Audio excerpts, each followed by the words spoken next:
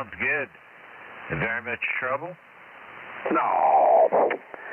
Nothing that a pair of channel locks, a mini-size pair of channel locks couldn't take care of. Ah, good deal. Good deal. Yeah, definitely rocking it now. Yeah, we thought about getting the ground plane kit for it, but we're going to hold off. It's an Amton 99. It's easy to assemble and easy to work with. No backbreaker. Yeah, that's what I got as a reliable one. I mean, I never had an Amtron 99 up until the last couple years, you know. So, pretty darn reliable. Yeah, good antennas, man. Making them a whole hell of a lot better now. I guess they're trying to get away from that fiberglass. That's always been a killer, but we'll see what happens. I talked to old Kenny 800 there. It was about 3 o'clock, I guess. 3 o'clock, something like that. Wanted to catch him before he went on his little Christmas break up there in Oklahoma. Oh, good deal. How's he doing? Oh, him and Marsha are doing, man. They're doing fine, both of them. And I think they're going to spend a week with the family all the way up till New Year's Day. And he'll be back. I don't know what that'll probably be next Saturday, I guess. But he'll be back home. But he's doing great, man. Him and Marsha. Kenny sounds good. Marsha says that Kenny's always talking about me. Man, we were pretty close to him before he left. Damn it, I sure did like that guy. But yeah, life is lousy, man. It don't treat you the way you want to be treated. It does what it wants with you. Yeah, oh yeah. It's yeah, I know, man. When a good friend moves away like that, that kind of sucks, man. Went through the same thing with those Jeremy that started this net. You know, it's like, God dang, man. You know, I'd see him every week. You know, if not 3-4 times a week. You know. Yeah. Well, I've seen Kenny just about every week. I never went 2 weeks, damn near. I don't know, I was really attached to him, man. He you know, when you've lost your mom and your dad, you know, and good people like that come along, man, boy, I tell you what, they touch your heart, man, and doggone it, you just want to do for them. Oh, yeah, I hear you, man. Yeah, I know it. Anyway. All right, well, I just got my papers out, got my radio. I think it's all adjusted right.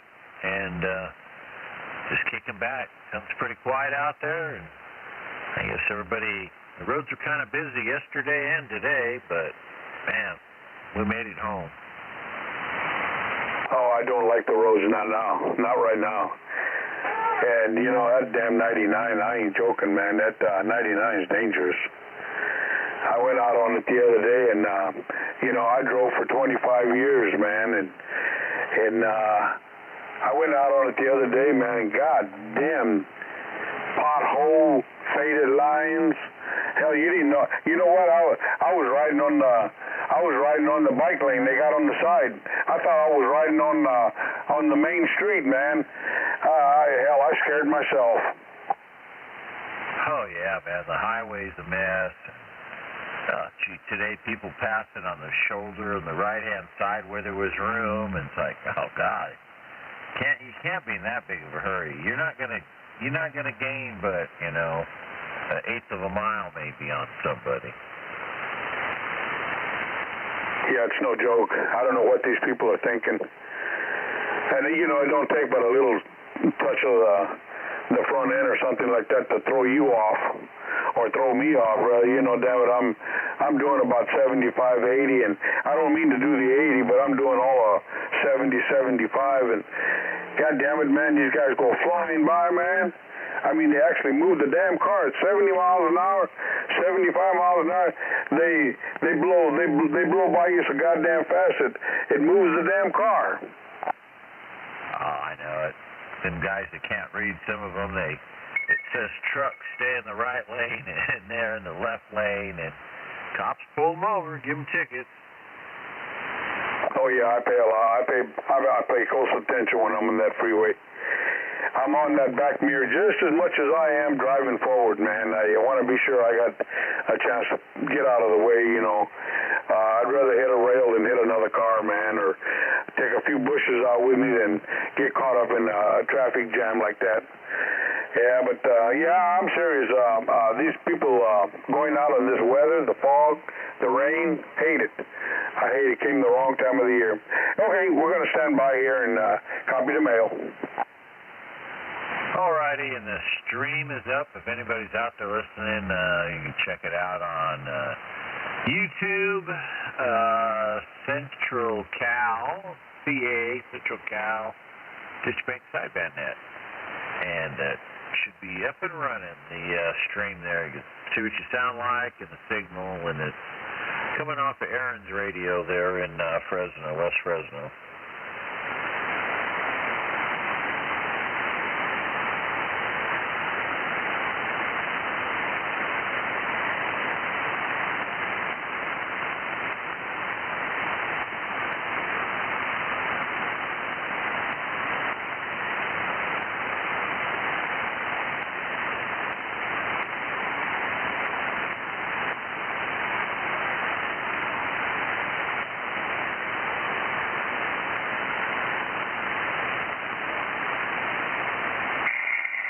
Okay, audio check 1, 2. Oh yeah, that static in the background isn't it.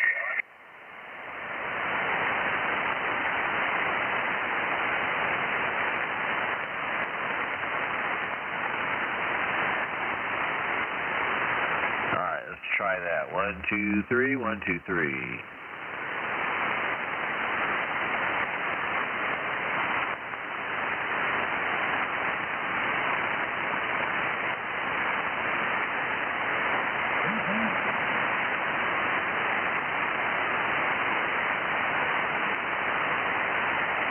What's happening, KP?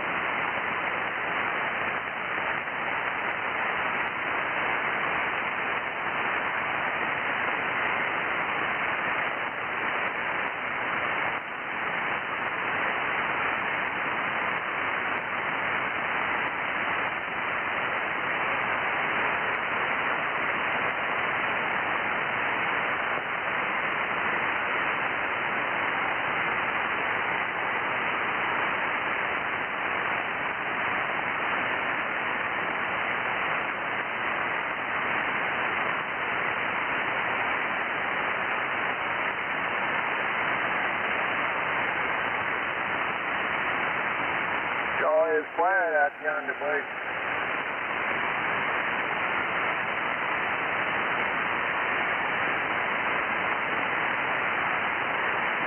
I guess that 775 must be over there napping, sitting on a cold one.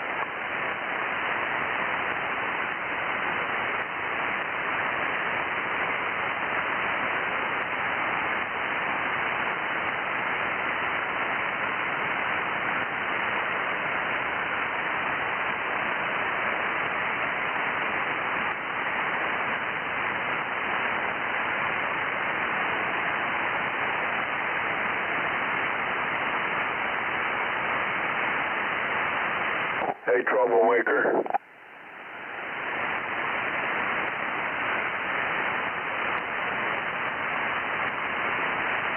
Hey, 241, troublemaker, you by?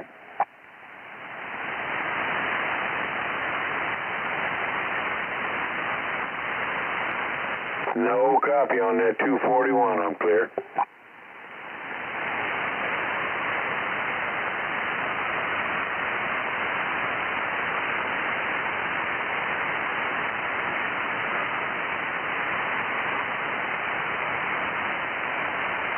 I hear you, 650.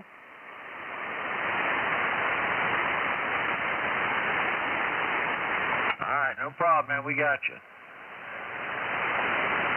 Got the half down, too. All right, take care.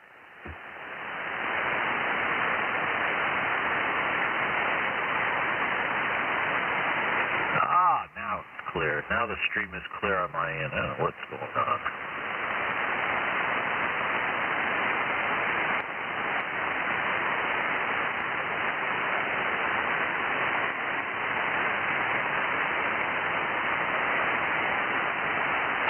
Oh, the stream is up.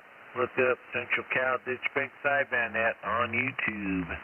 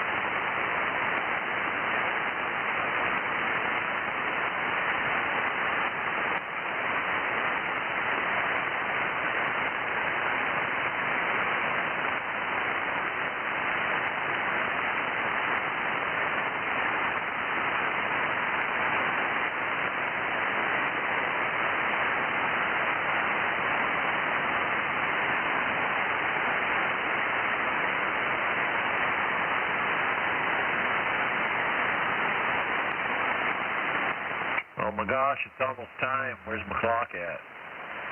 What the heck, man? My screen don't have a clock anymore. Wow. Oh, it's 7:45.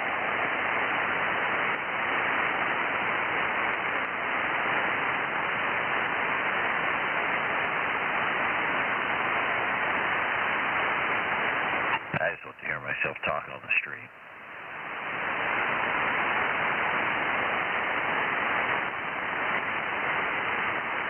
Yeah, I'm kind of like that.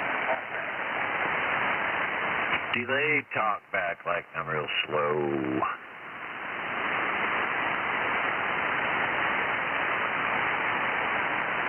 Oh, I don't like hearing stuff. Yeah, me too. Especially over the radio. I could listen to I could sit in the corner and talk, and I think I sound great.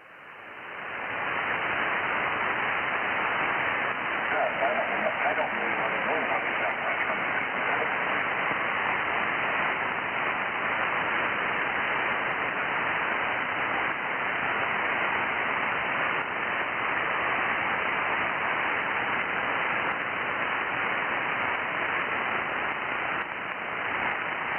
Am I still coming in good and strong? Oh, heck yeah, man. You're coming in good. And 603 Joe, he got his antenna up. He's sounding good. So, got a bunch of good sounding ones out there tonight.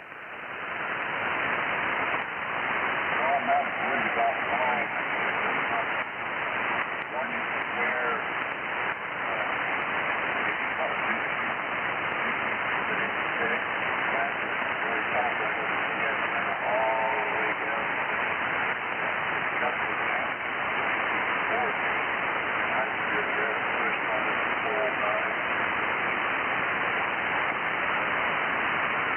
Got her up in the air, huh?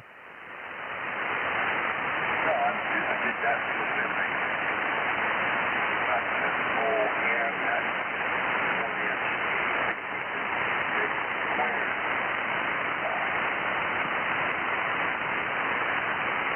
Okay.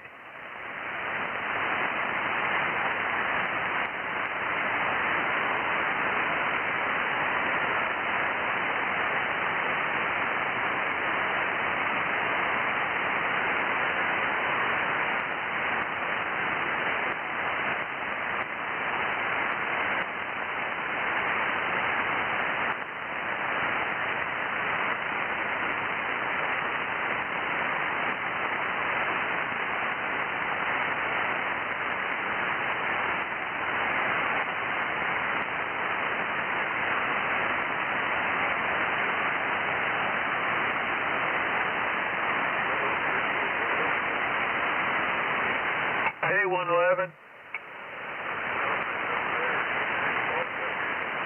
You kidding me? Man, we had 70-mile-an-hour fog today.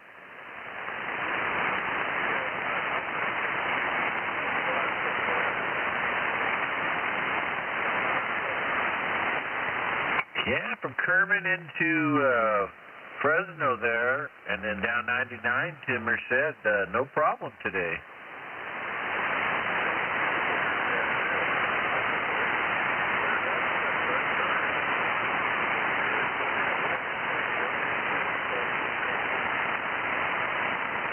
Yeah, I didn't run into too much sunshine except down there by Chowchilla.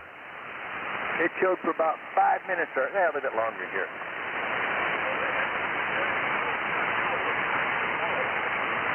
Yeah, they got some, boy, people were running, that sun come out, and them people with 3 toes and 4 elbows, they took off hiding.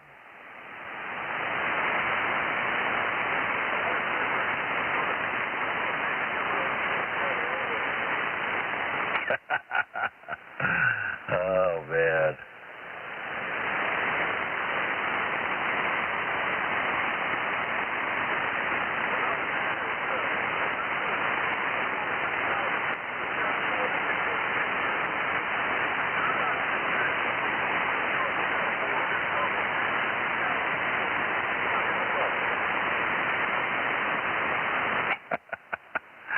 They're just holier than anybody else.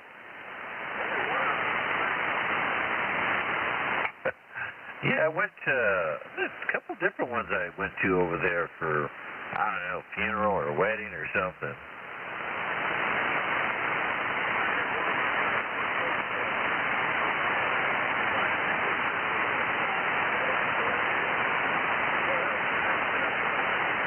Oh gosh, no, I would not stick around.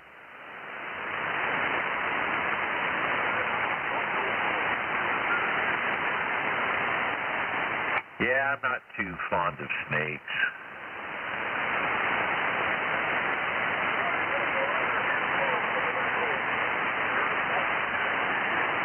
All right, you're in the mobile? Wow, that's awesome. All right, hey, thanks for checking in, man.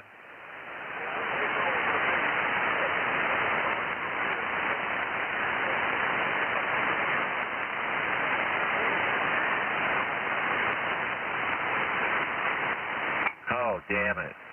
All right, well, time to get in the mobile, man. We got you, Bob.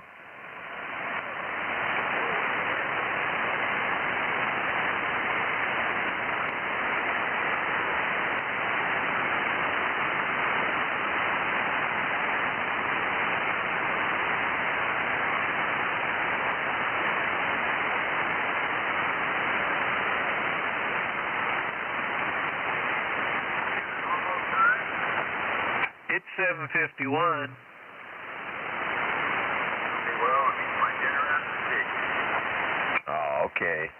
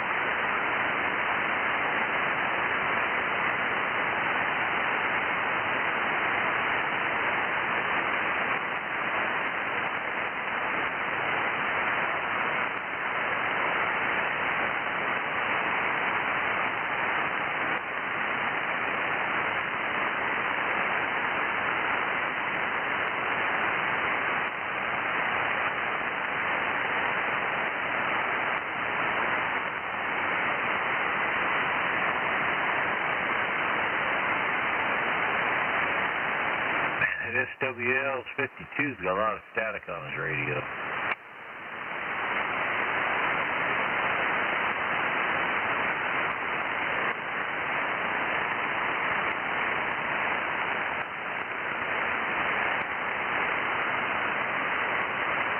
Oh, man, am I blind?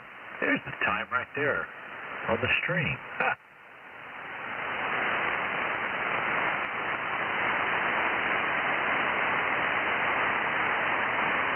I thought you got your clock working that time. Well, you told me, then I reached over, got my cell phone, and now I look over at the screen, and there it is. Oh, man, I guess 2 beers gets me cross-eyed. Maybe 3 will get me back to seeing again. Maybe.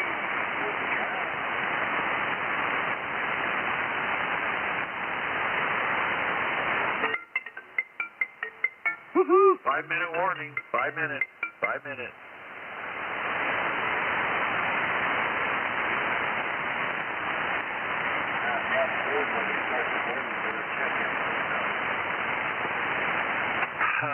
I'm already doing that. I think I don't know, I got up at 4. Had like, my little timer deal said I had 7 hours of sleep on my sleep machine, so 7, 8 hours of sleep's pretty darn good.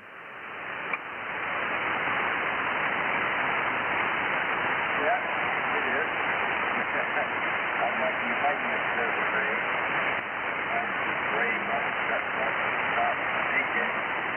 But one time I was up 48 hours thinking about bees. I don't think nothing about bees. They would shut up. Yeah, no, I can do that. Ooh, that's too many hours. Hello, back in the day, driving. Oh, yeah. A couple of trips to Nevada and back.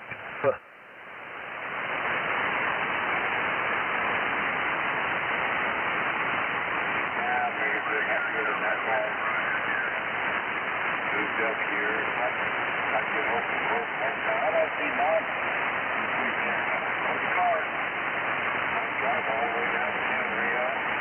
Come home. There's a Sunday night. Okay, let's go. Back up here. Get all the cars. Got stuff off. Yep. Sounds real familiar.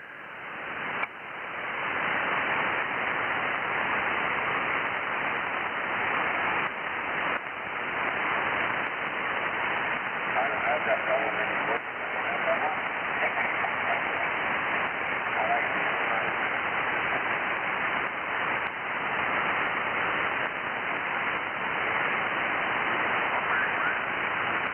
Go ahead, break.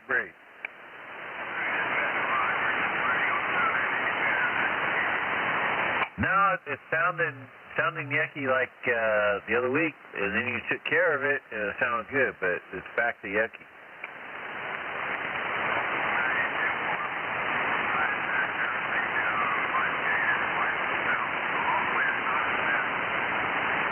All right.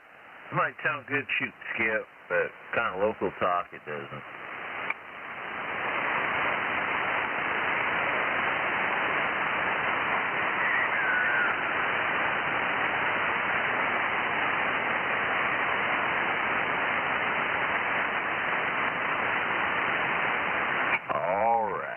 Got some check-ins by text here, old Mr. Dean.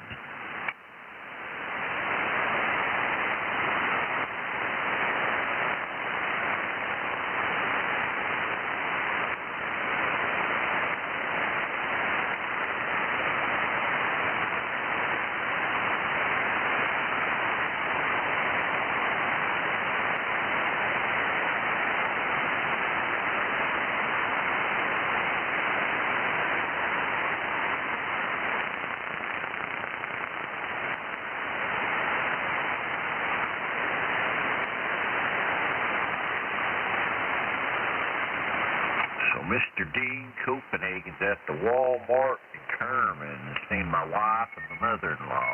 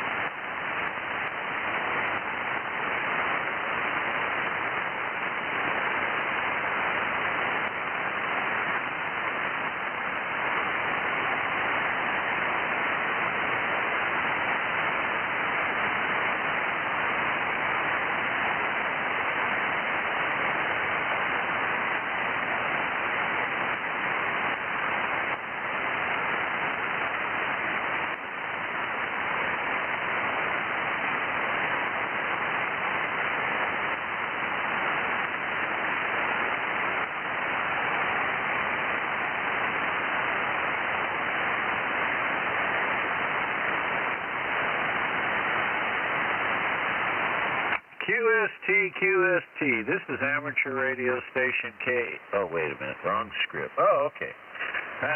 Wrong paper. Good evening. This is 775 Bones. My name's Ron, and welcome to Friday night's Ditchbank Sideband Net, where we meet here every Friday on Lower 36, right here at 8 p.m. So, with that, anybody need an early check-in? 360. Good evening, Ron. Can I get an early check-in? All right, we got two. We got 360 and 737 Fishing Girl. Thank you, Ron. Have a good evening. All right, take care, Fishing Girl. And Ray, got you checked in. And I think Lee just jumped in there as well. All right, hey, Lee, is that you out there?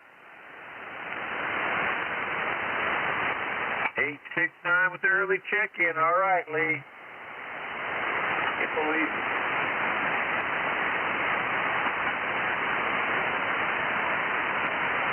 All right, anybody else need an early check-in?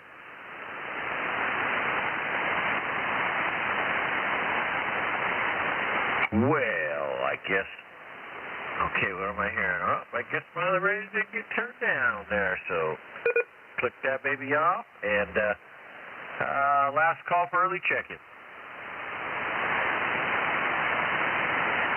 All right, well, the stream is up and running on YouTube, Central Cal, with the CA Ditchbank Sideband Net. It is up and running, so if you guys want to check out and hear what you sound like or see what kind of signal you're making into, West Fresno, around Clinton and Cornelia area, that's where the stream is coming from, so you could check it out there on the YouTube.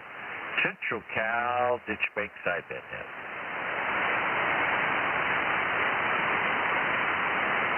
All right, we'll go ahead and get the roll call going here with 33 James. Hey, good evening, Ron. 33 checking in and wishing everybody out there on the net a Merry Christmas. Right on, yeah. Happy festive celebrations there. Hope I took care of everybody and didn't offend anybody. All right, James, next to the square. Hey, thanks for making that politically correct for me. I appreciate it. And I'll be out listening. Thanks, Ron. All right, just don't try to impeach me, and I hope you'll be able to vote for me here in California. They might take me off the ballot. Remember, Ron, don't get us started. All right.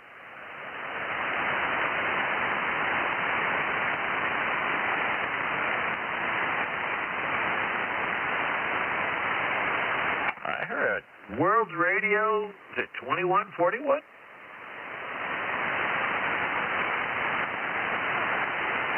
All right, well, that's weird. World Radio Station, try it again. All right. I'm hearing things. They're coming through some other radio. All right, how about 363 Stump Jumper?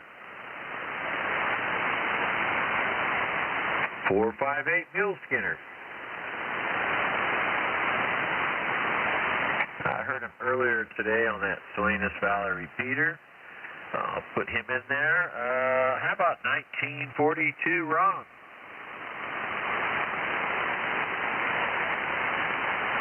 $12.33 Daryl. Big D out of Course Gold. 31 and 3, 12:33 checking in. No traffic from foggy Source Gold. You got fog up there? Yeah, it's all me, man. And then Tony went to go up to Oakland and drove right out. Blue sky is beautiful up there. I'll be darned. Yeah, that gets old after a while, you know. It's just like 60 degrees all day. Yeah, no kid. Let's see, up on the chat, we got Mike checking in there, Dennis, hello SWL13. How about that? I can read. I'm almost as good as OTR Dennis, but not even that halfway good. All right. Thanks, Daryl, for checking in. How about 767 Pat?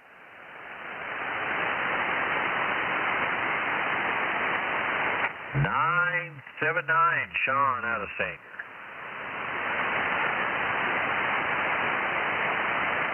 151 Chris out of Northport. 151 Chris out of Northport. Good evening, Ron, and everybody out there on the net. All right, Chris, pretty loud. I don't know how you did that. I did not turn up my volume, and you were louder than ever right there for some reason. Well, thank you, Ron. I don't know. I'm just running the trailer super sidekick, not even all the way up. But I just putting that antenna all the way up. Right on. It sounded good.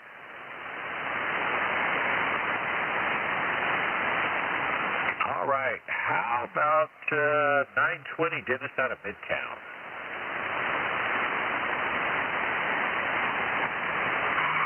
All right. I think I've got everything set up here. This is the Midtown item. And you know, it looks like I'm totally overdriving my microphone in, but I'm checking in. Over. All right. Am I doing the same thing? Let me see here. My mic is set at 17, and I'm a little distorted, huh? No, I think the reason you have distortion is because he's got a noise blanker engaged, and you are hitting his radio so hard, the noise blanker can't handle it. Over. Oh, okay. I don't know, because listening to myself on the stream, I got a plugged up nose, it sounds like, and I backed away from the microphone. I pushed the old boom back a little bit. Well, you do sound a little plugged up. Yeah, I always do that. I don't know. I breathe out of my mouth, talk out of my mouth, instead of out of my nose. Sounds good out of my nose.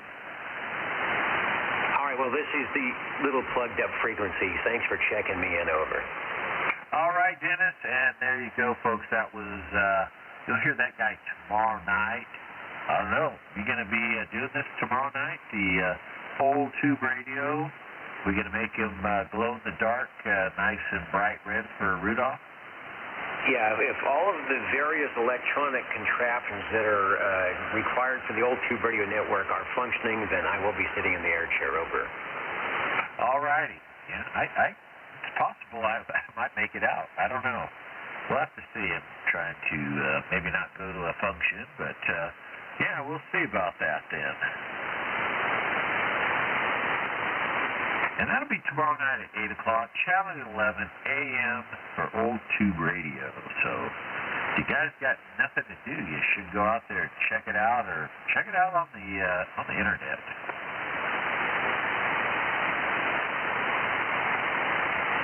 Okie dokie, how about 982 Dirt Dog?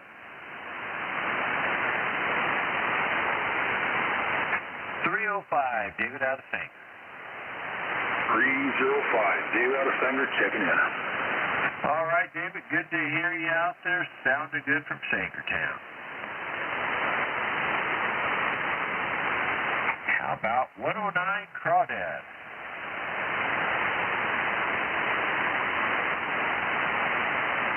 .142 KP out of Madeira. All right, KP, X in the square, we got you. Ho, ho, ho.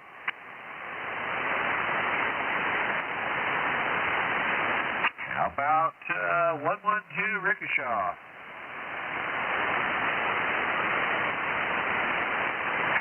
.339 Jeff. 321 Jerry. Well, hello, Ronnie and the net. Merry Christmas to everyone, and by golly, that's about it. Anyway, back to you, Ronnie. I thought you'd be playing at some of them wild old Christmas parties there, having a good old time. Actually, we did, and we're going to be busy course, New Year's, Saturday and Sunday, 30th and the 1st. So, anyway, back at the snow line on the 30th, and then private New Year's gig on the 1st. All right, I might have to book you guys, I don't know, for like the beginning of the net or something. We could do some music. Yeah, Roger. Anyway, that's about it, Ronnie. I got to run. Oh, check in the better half, too, while you're at it. All right, we'll get Miss Julie in there. All right, Jerry, thanks. Can you check in my half? I sure can. We could do another half for you. All right, thank you, Ronnie. Yeah, I'm trying to do stuff and kind of busy, but next weekend I'm gonna make a promise to you here at Budget. You already have Is that a promise? There's no problem, man. We got you. Yeah, Joe, that's a promise. Well, you can't hear Joe. He must be overshooting you. He's got his antenna up about 180 feet now. Well, I thought that was Joe, or was it? Who was that? Was that a promise? Hey, Ron, I heard him say he's going to promise cotton bigger. Tell that old man to go to bed. Hello, Joe. Hey, Chris. Let it rock, Ron. All right, I'm thinking you guys are overshooting each other. It's like, well, man, you're pretty close together, and I guess somebody's got their antenna up higher than the other one. Yeah, okay. All right, anyway, I'm out of here. Thank you. All right, yep, we'll put you in there. I don't know. Seems like my pages are backwards here tonight, but oh, there you are. You're on the next page. You're on the third page. All right, we'll get you. How about 113 Tom? 449er Smitty. Sweet Country Mama.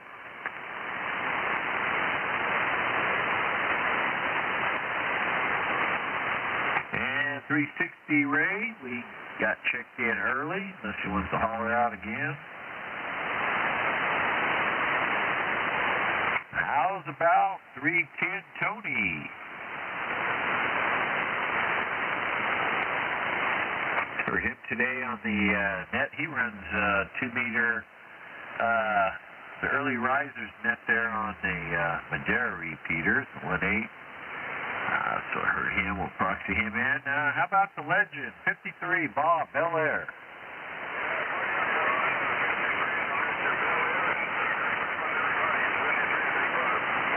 All right, Bob, X in the square for you, man. Thanks for checking in. And let's see, 111, Bob, he checked in early in the mobile out of Reedley by the water tower.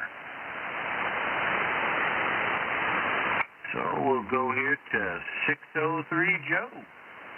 Thank you much, Ron, and Merry Christmas out there, Bob. If you've got a copy on me. Merry Christmas to all. 603 Fresno, Cal, checking in.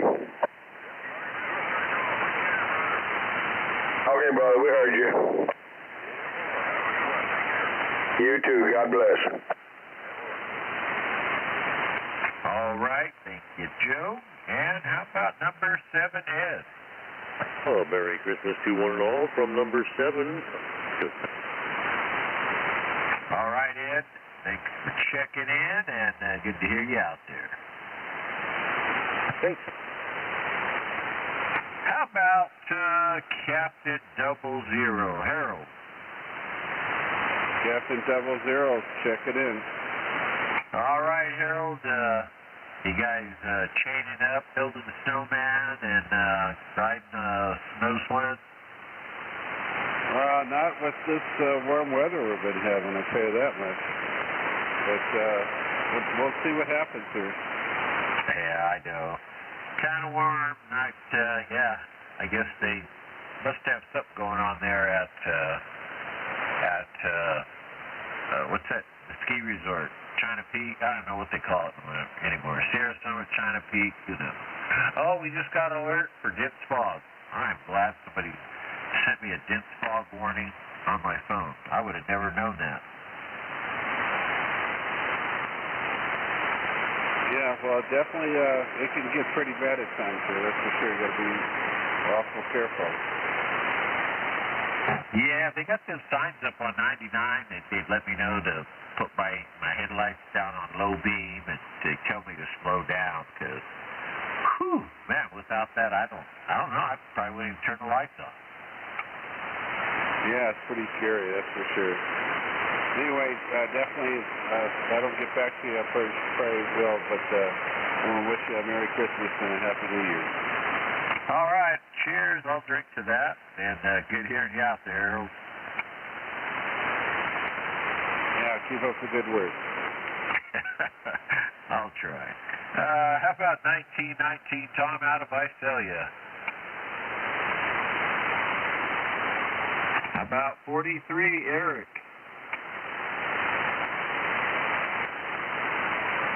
How about 1234 Miss Tony out of Corsico? Merry Christmas to Lonnie and everyone on the net. This is 31 X-ray 1234 checking in the deep fog.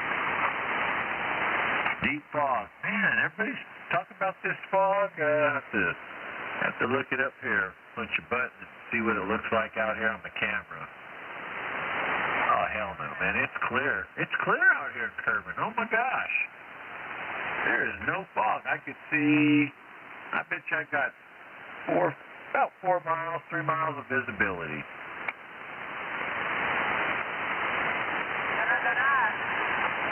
Yeah, man, what's going on here? All right, thanks for checking in there, Miss Tony. How about 302 Mark?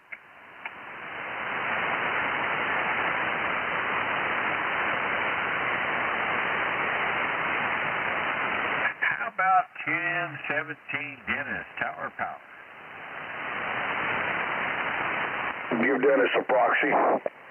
Okay, we got Dennis proxied in, and 650 and 650 and a half. They came in there early. They got some X's in the square.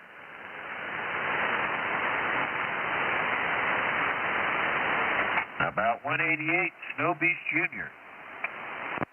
Evening time, Ron. Evening time to everybody out on the net. Merry Christmas. 188 checking in. All right, dropping the ball on 36 blower. Sounding good, Bobby. 10-4, thank you, sir. All righty. How about 102 Phil? 785 Larry. And how about M&M up the hill?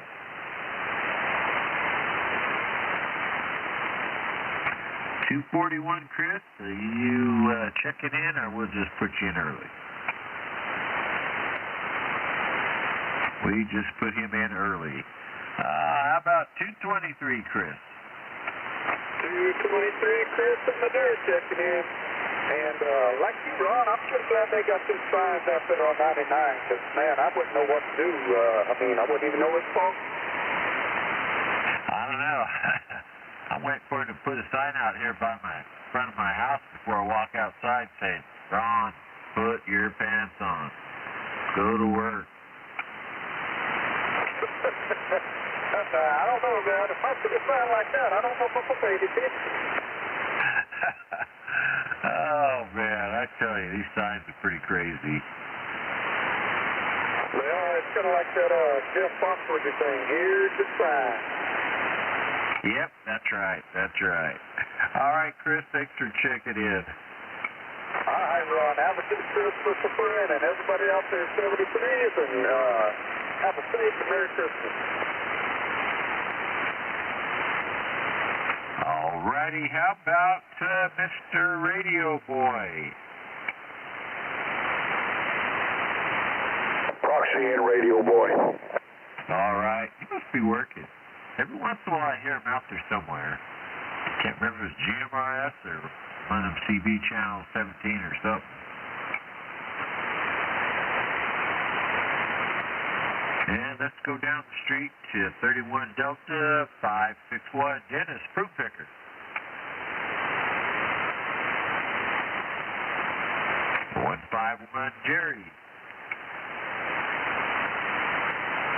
31 Delta 572, Alan Beinhopper.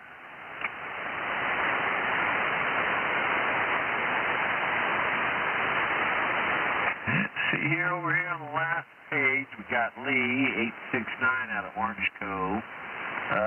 308, Mr. Rogers, he was in there early. You still out there, Mr. Rogers?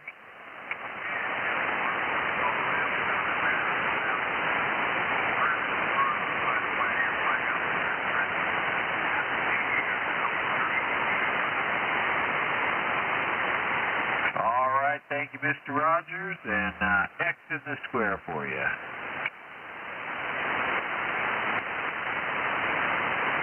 How about U.S. Renegade 261, Tracy?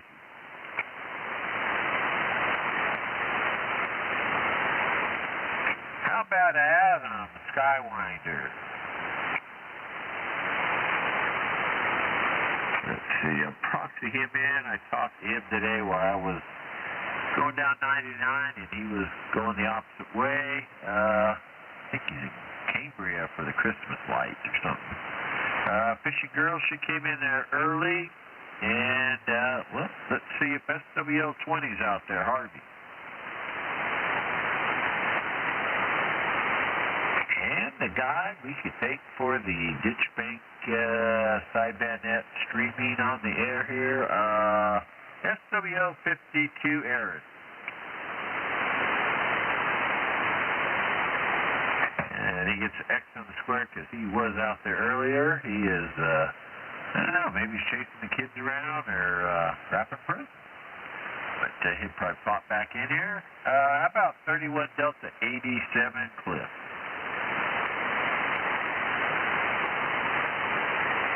That is my roll call list here. Got it here on this old paper. Are there any missed, late, or visiting stations? Or anybody who wants to be added to the roll call? I guess I missed it. Can you check me in? Well, I sure can. What are you doing, sleeping at the wheel? I was hooking up a wind turbine. Oh, I thought maybe you're sharpening the blade on the snowplow. For what? It's warm. I'm in open-toe shoes. Well, go up higher and make snow. I wish. I got a new turbo sled to ride. A turbo sled? I'll send you a picture. It's older, but it's still got a turbo. Is it aftermarket turbo? You bet. Oh, awesome. I'll send you some pictures. Have a good one. Hey, proxy Eric, please. And we'll get Marshmallow Eric proxied in. All right, M&M, take care, man. You too. Thank you. Are there any other late missed visiting stations that like to be added? Go ahead, come now. 109 Crawdad with a late check-in. Hey, 109 Crawdad. Oh, yeah, perfect right there. Got you checked in. Thank you.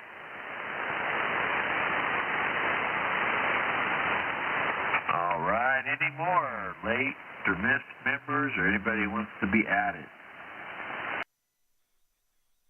52, chasing the kids around, wrapping presents.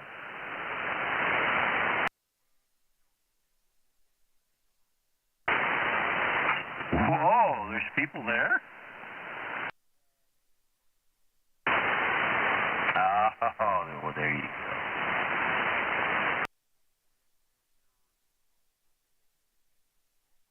Can unmute that real quick. There we go. Hey, hello, YouTube people. Yeah, SWL52 behind the golden microphone. I'm going to go back over to the other radio. All righty, have fun. We'll be bouncing around out here, so, and I'll turn the other radios on as well. All right, hey, thanks for doing the stream here. Appreciate it.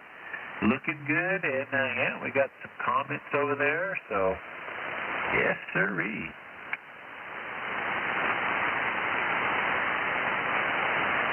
All right. Almost got lost there for a minute. Any more late missed members, visiting stations? Or does anybody have any important information for the net that we just need to know. The shortest day of the year was yesterday. Okay, we'll take note. The shortest day of the year, stupid pen, was what day? Yesterday or today? Yesterday. Can you spell that? Okay, we got it. All right, thanks for that, Eminem. All right, any more important information for the net?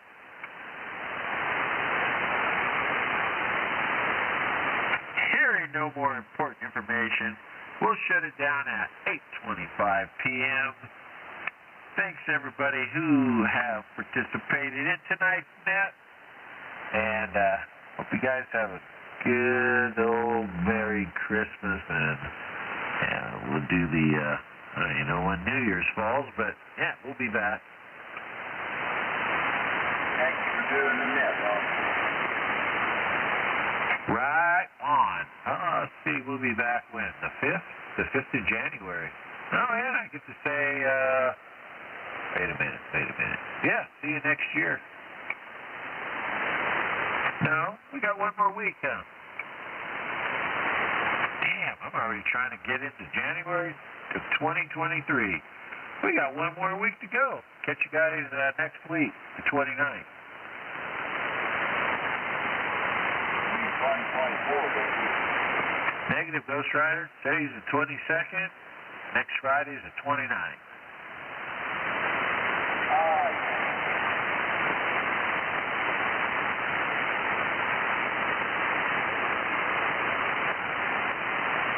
All right. Well, I'm thirsty now. So, carry on, folks. We'll be out here.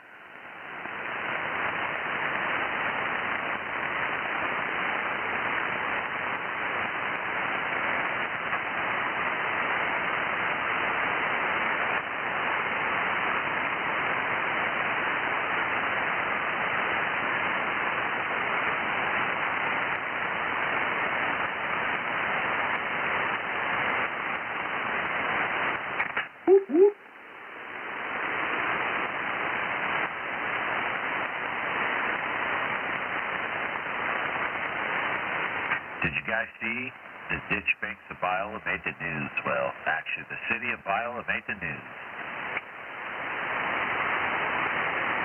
What for? Oh, Channel 26, they caught this guy walking into somebody's house that's gated off, opened up the gate, let the dogs out, and was going to go in there, and there's a little girl in there all by herself, I guess, and they caught that guy right away. So he is a known stalker, predator guy in other states, and he made his way from some other states all the way over here to California and was in Biola. Wow, I usually watch a lot of news, so I missed that part. Yeah, Jeremy in Tennessee gave me the heads up, and I had thought I'd seen something, read about it, or come over my Ring thing, the Ring camera warning deal, or it was on the news, and I looked at this guy, man, he looks familiar. Well, it was the guy, he was in Biola, and so the local people caught him and alerted authorities, and authorities says, well, he really didn't do anything, so we can't arrest him.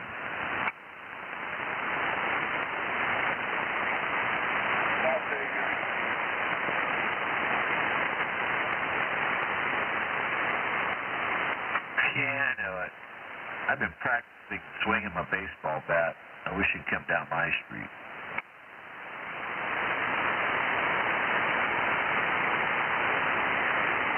Well, nobody's bold enough to come out where I am.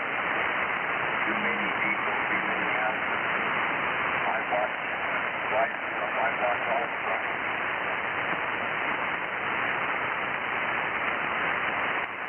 This guy was so bold. I mean, he went, it's like a, small city. He just walked down the sidewalk, and how he picked that house with that little girl in it, I don't know, man. It was just something strange about that.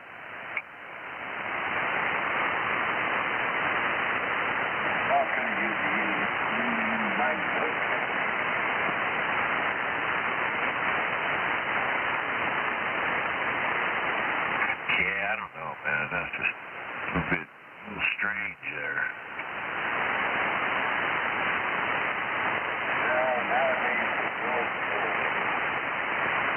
Yeah, I know it.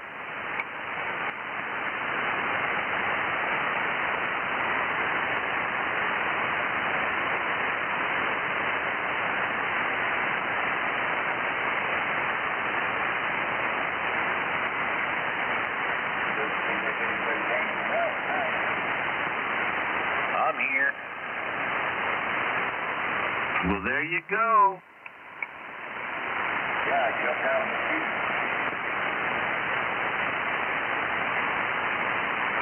Really? It's all turned down.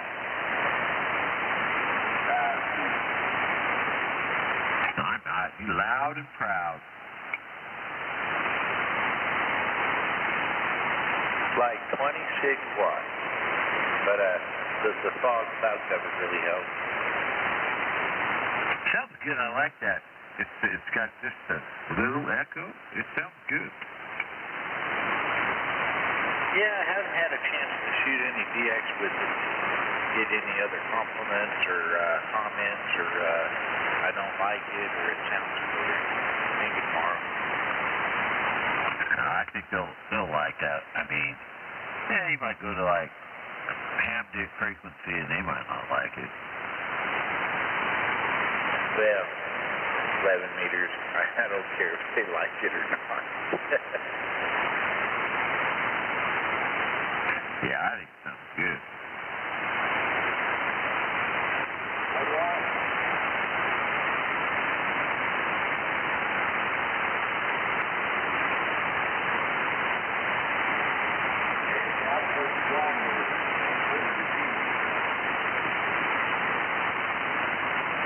Yeah, I don't want any more than half a repeat. I think it's where it was last week. Ron, you get any extra time off for Christmas? Yeah, I'm going to be off Saturday, Sunday, and Monday. And then, then next week, I'm just going to work. Yeah, so then I go back to work Tuesday, Wednesday, Thursday, and I'm going to be off Friday, Saturday, Sunday, Monday again. Well, maybe not Monday, but yeah. I get some of them 3-day weekends, 4-day. Right on. The extra day is nice. I just wish we had after Christmas off the day after, but we don't. Yeah, I know one of our places, Foster Farms Poultry that we haul out of down north in Cherry, they're running tomorrow. So, well, they have to keep up with orders, so they won't run Monday, but they'll fire back up, midnight. Copy that. Yeah, that's too bad, but understandable.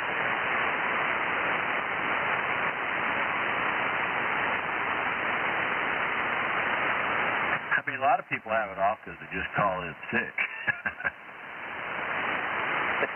Right. Well, I got to go back Tuesday, and then I'm off Wednesday and Thursday, and probably Friday, because I got to go in for some injections in my back on Wednesday. Not supposed to work for 2 days after. The last 2 times I've done it, I've went to work. Not doing it. Yeah, I had those for back pain, messed up back, whatever. They use that big old needle like they shoot the women when they're giving birth, that epidural, that big old needle.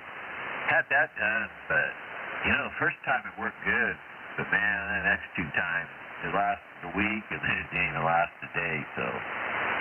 Yeah, you got to kind of do what they say, and sometimes it helps. Yeah, copy that. Well, I've done it twice, and it did absolutely zero good. I mean, other than it felt like my body was eating the bag of hot potatoes days afterwards. So I moved on, went to a different doctor, and he's going to do the same thing, but try something different. We'll see.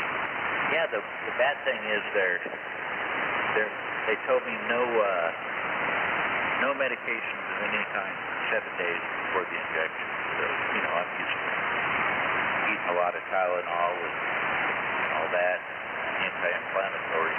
So it's like day 3 or 4 without it, and miserable. Oh, wow, yeah.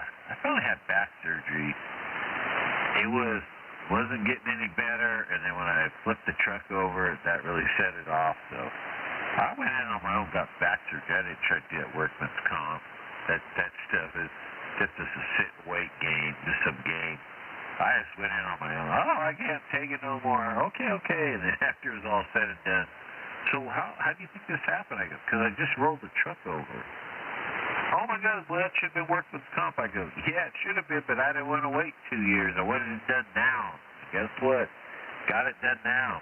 And went very little out of my pocket, so it was well worth it. Yeah, definitely. I'd never go the workman's comp route. I mean, unless something serious had happened. They both doctors have told me that they can't fix it. What's going on? Surgery is not an option. See what this does. Yeah, that's the same here. First time, they go, oh, man, this is bad. You gotta wait till you can't take it no more.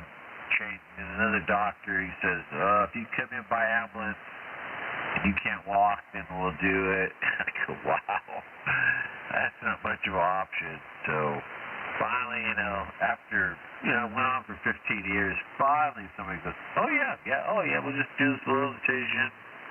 It's lumbar, blah, blah, blah, whatever. And, yeah, we'll fix it. Okay. So I went for it. Yeah, it helped out. I mean, it didn't make me perfectly better, but it helped. It helped halfway, 50, 75% maybe. Well, that's better than nothing, that's for sure. So, glad to hear that. Right on, man. Well, yeah, some foggy weather ahead, I guess. Yeah. No, I think these trees, the mama trees love fog. They just eat it up, so. I mean, there was like a patch out by the sewer farm, but, that's that crap water. It's got heat to it, so it was making fog. Copy that.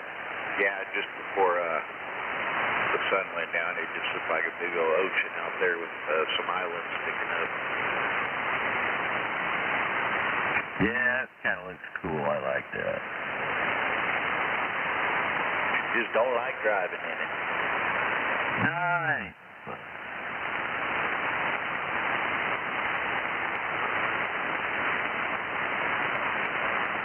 All right, man. Well, I'm not going to sit here and keep tying it up, but yeah, man, have a good Christmas and a good weekend ahead. Maybe we'll catch you out there over the weekend.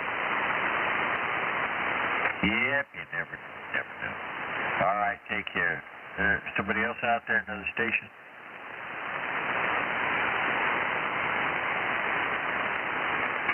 At the beginning of the net, there was a world radio out there. Man, I just barely heard them, and I never did catch any other signals on the radio or anything. I thought, well, that was kind of weird. A little bit of DX trying to come in from somewhere. Yeah, I barely heard it myself. Probably, my guess would be Washington area.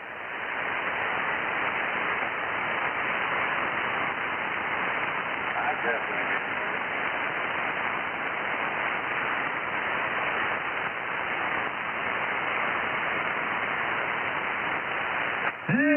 Pretty quiet out there. I never had any static on my radio, but I was watching Aaron's there on the stream, and whew, he got some high level of static there on his hit me meter.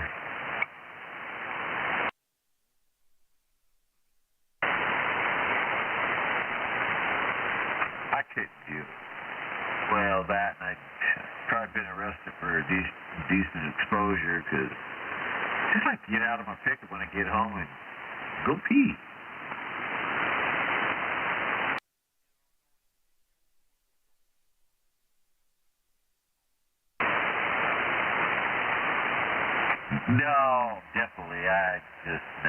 could do that either.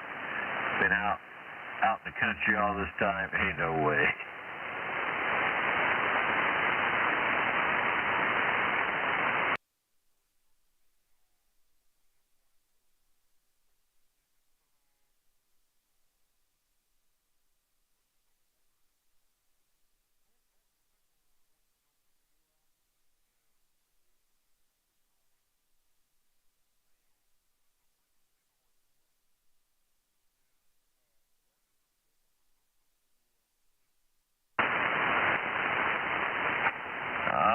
Because you went it for sideband, but you were just, no, you simplex off a vertical, so, that ain't no good. You're going to have to adjust that.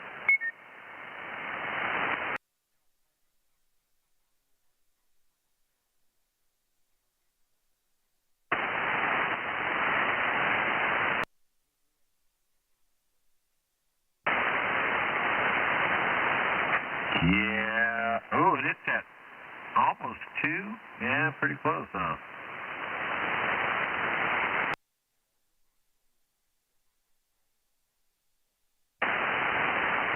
Yeah, that'd be nice. Yeah. Oh, gosh. That's too bad.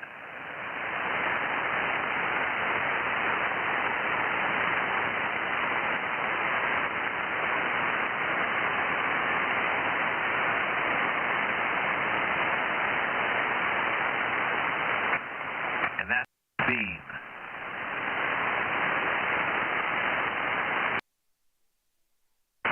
That's on that new beam you just put up, right? Yeah. I'll send you a picture of it. It's an old antenna that Mike's had sitting around at his house, so it needs a little bit of care. So what are those? They're a small antenna, aren't they? And what do they run? How much? What makes them expensive? Well, this particular antenna they don't sell.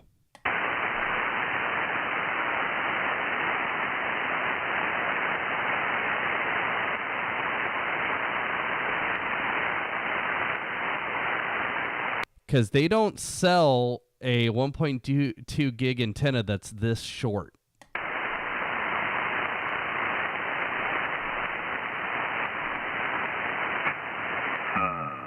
See, which one is it? Oh, there it is.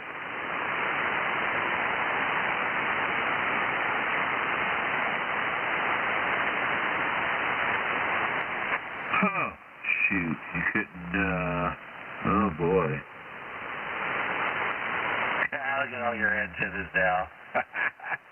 Your neighbors think you're a tweaker. I know, right? There's like 6 antennas up there within a 5-foot area. It's actually pretty impressive that stuff works as well as it does. So there's a couple of things I need to play with. I need to go up there. It's entirely possible that it's mounted too close to the 6-meter support. And I always mess with that. But then what John was saying, you can actually bend the driven element in and out a bit to get the SWR to move. So I just need to go up there and tweak with it. But as you can see, I can sit on the roof and muck with it. So it's not like it's, 30 feet up in the, well, it is 25, 30 feet up in the air. It's just I can sit on top of the roof and muck with it. Yeah, well, that's good that you have to put poles down and lean stuff over.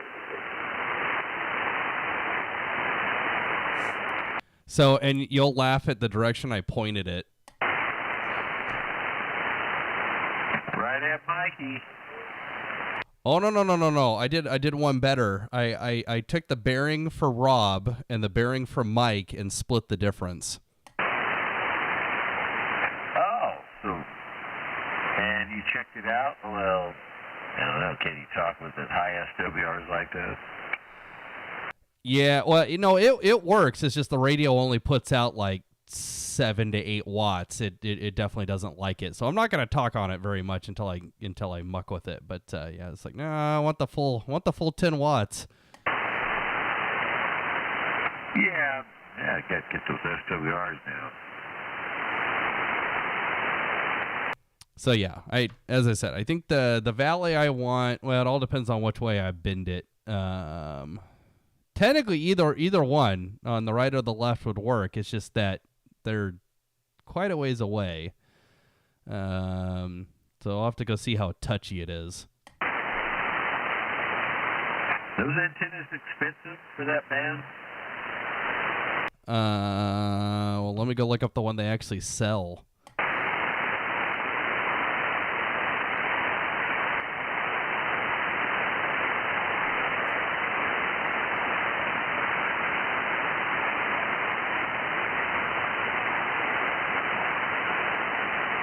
So the 22 element one that they sell is $340.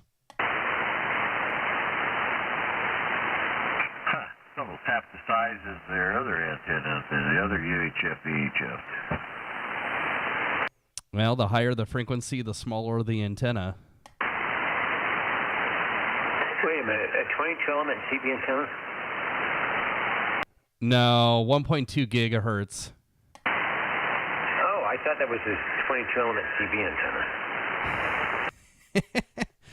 And actually, it looks like this is the one that they sell. It's just that mine's a shorty. Mine's half the one that they sell, because I didn't want one that long, because those extra elements. So mine has 1, 2, 3, 4, 5, 6, 7, 8, 9, 10, 11, like 12, something like that. And the one they sell has an extra arm on the front that adds 1, 2, 3, 4, 5, 6, 7, 8, 9. Yeah, like 9 more elements. It's like, I don't need the thing to be that narrow. Well, you could point it at Ron, and then you wouldn't hear me. That would be a good thing. No, I need it for the, this is for 1.2 gig sideband on Tuesday nights for the Bozo Nets. He wouldn't hear me anyway, so I don't have that. Yeah, Ron doesn't have 1.2 gig. Well, he bought the more expensive one. He's up at 1.3, I think. Yeah, good evening to the Basic Dennis. This is indeed the Basic Dennis. Thanks for doing the stream Marino tonight. Yeah, the stream was running while I was on the other radio, so I wasn't even listening to my own, broadcast most of the time. Okay, well, that explains it, because I think Ron was overloading the front end or something, but if you have the noise blanker on, that's why. Well, I can let you listen to what happens when I turn the noise blanker off. No, I figured there was a reason you have it turned on. It's hit or miss. I bet I have a neighbor with an arc welder or something. Well, at least it works. At least the noise blanker works. That's a good thing. The noise blanker circuit, well, of course, the funny thing is on these radios, the noise blanker, the noise reduction, all of that is software run on an FPGA inside the radio. There is no noise blanker circuit. It's all software. Why do you run those? Oh, you guys got static. I don't have any. I'll sell you a noise blanker. No, I'm just going to put a remote station on your property. There you go. As long as you put up one of these towers and your antenna's on the side of the tower and mine's on top. Well, Ron, you got a good antenna. You hear a lot out there. Well, the main thing is he doesn't hear Midtown Fresno. 60-foot guided tower, and just a Antron 99.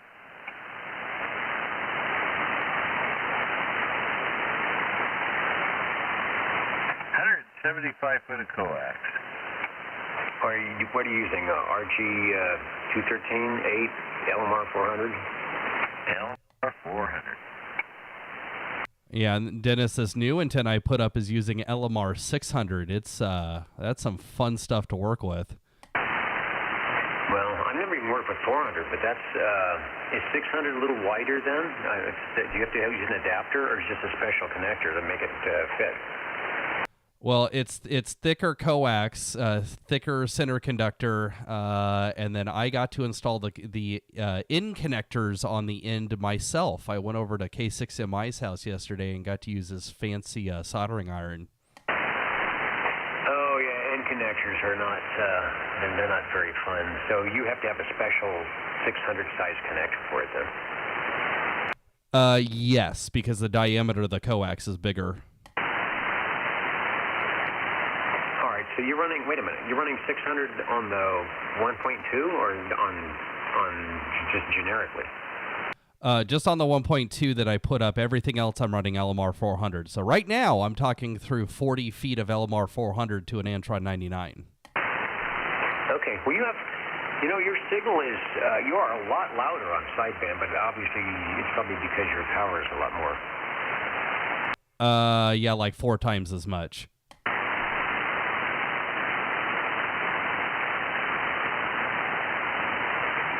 Well, I just came in, and the stream was still going, and the radio was still on, and people were talking, and I thought, I'll just rudely interrupt. Over. Well, this is the rudely interrupting frequency. I've come to the right spot.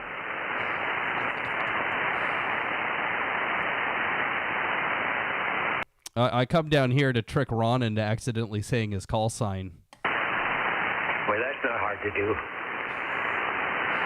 I was reading the wrong cue for the net, too.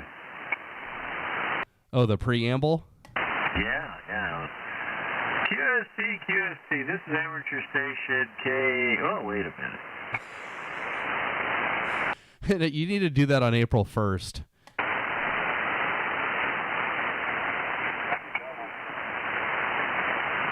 What was that, Dennis? Yeah, I could tell I doubled because Aaron wipes me out. I'm just saying you did that to trick me, so I would say my call sign as well. You know what? It doesn't even matter anymore. I don't think it does matter anymore. No, and everybody knows who you are anyways. It's good encouragement to say, okay, if you could go, if you want to look somebody's call sign up, easy way is go to, go through the FCC, go through the QTH radio swap, and maybe you check out some radios for sale, and, oh, by the way, there's a little deal, you can punch in somebody's call sign.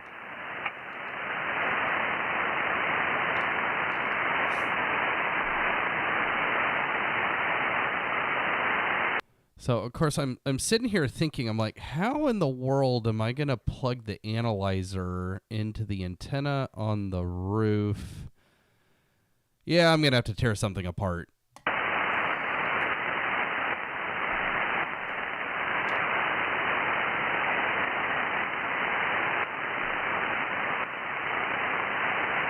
Because I need a jumper cable with in connectors on it, and I don't have one of those available.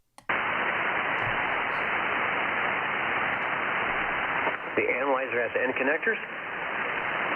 No, the analyzer has SMA. I have SMA to in, but it's an in female, and the antenna is an in female. So I'm going to have to rip the jumper out of the closet.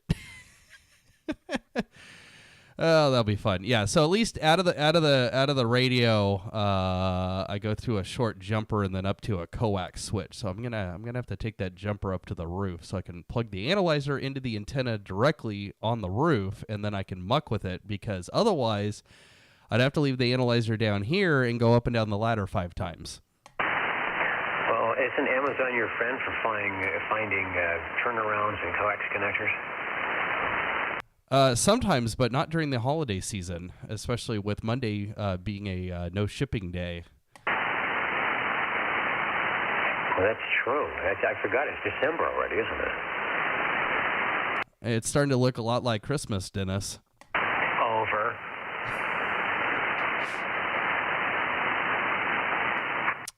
I have adapters, but that's not good. You want a regular cable. You don't want no adapters. That'll throw it off. Yeah, I'll just rip I'll rip my jumper out from behind the radio, and I'll take that up there. Well, if I got time tomorrow, we never got around to cleaning the fish tank today, so we're going to do that tomorrow. And we will not forget to feed the fish.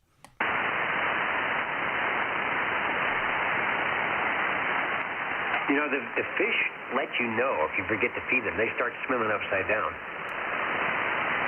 Yeah, we had one of them do that while we were in Monterey earlier this week. These fish are kind of hard to take care of. I mean, they're not hard to take care of, but they are. Yeah, at least they don't poop on the floor. They poop on their floor. Yeah, and then we got to go in once a month and vacuum it up.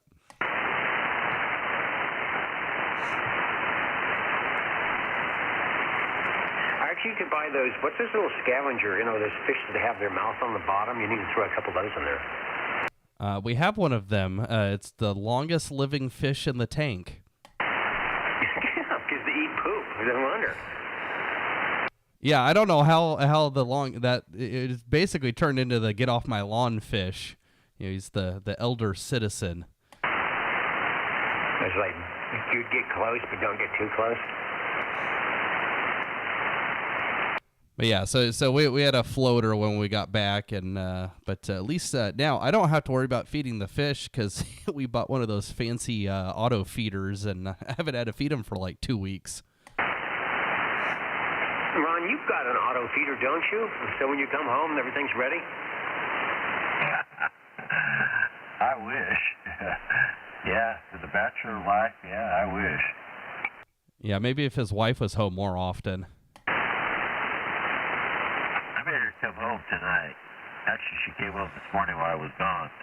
I go, no, you gotta come home. If your parents are staying here, you gotta come home.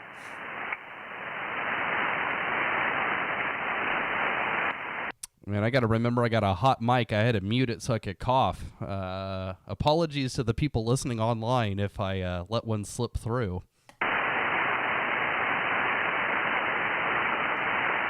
Well, let's see. We don't hear it unless you key it. Is that correct? No, it's so OBS is addressing my microphone directly, and so it's always a hot mic. For the Bozo streams now, we're pulling the feed through the radio going both directions, so that mic doesn't have a hot mic. Oh, okay, because I'm looking at the picture, and it looks like the radio, and I thought, well, I only hear you when you key, but yeah, I know OBS because mine's the same thing. I have a hot mic all the time. So it works. So, Dennis, right now I'm talking. The people on the stream, can you hear me? I can just talk, but... Can you hear me, Dennis? Yeah, okay, I hear you. Yeah, I can hear I'm you. there. Duplex, but I have a audio board. I just have to mute the stream. Yeah, you're yeah, there. you just You're have to there. deal with a 4-second delay. Okay, I know what you're talking about. Yeah, you just have to deal with the 4-second delay.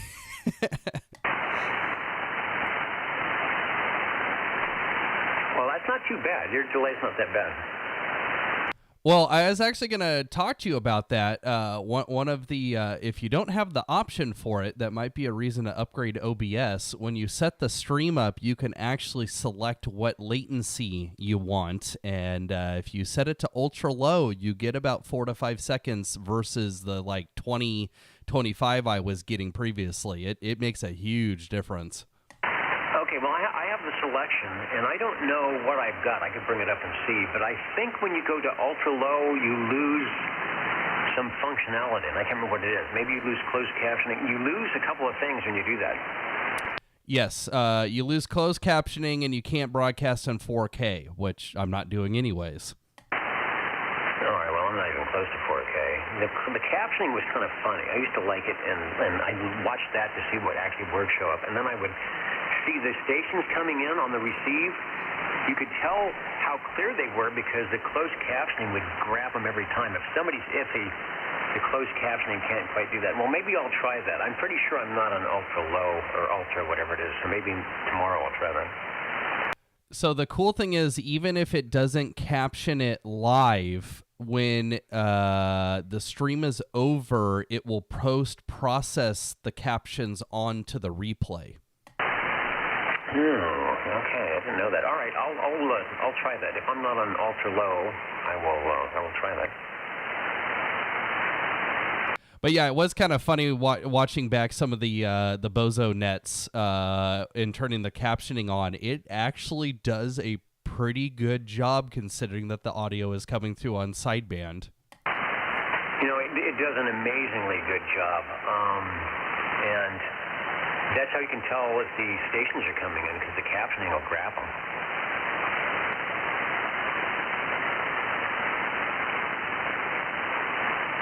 Yeah, thank you, American with Disabilities Act, for captioning everything. Well, see, it's auto now. In the early days, when I was at the TV station, they had, because we had, when the FCC says, yeah, you have to start doing that. And so they had stenographers that would be listening, you know, like a court reporter sitting there doing the captioning live with a stenographer type machine and encoding it onto the video for later play. But now they've got, you know, more automatic speech-to-text stuff. Yeah, that was always... See, at least during a normal newscast, most of the time they're just reading off the prompter, and you can just kind of caption what's on the prompter. What's really fun is during election coverage, when it's not on a prompter. No, that is a problem. So that's why when you get your weather forecast or the sports, because the sports guys ad-lib, so all of a sudden you see the intro to the story or whatever, and then the captioning's all messed up because they're ad-libbing. Same way with weather. Unless they actually write it out, it's all ad-lib. And then, you know, what you said, it's kind of like, if it's not on a script, if it's already typed out and it's not there, or if they start going past the script, it messes up, or, you know, somebody doesn't encode it right, then you start seeing their camera cues as the caption. Yeah, that's when you find out that the beautiful people are really just overglorified screen readers.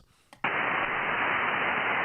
yeah, election coverage, because a lot of it's ad-lib, they can put the numbers in, but still, and I don't know, I mean, that's kind of you just kind of overlook that. Well, the FCC won't ding us for that. Yeah, just hope that the ratings week doesn't line up with election coverage.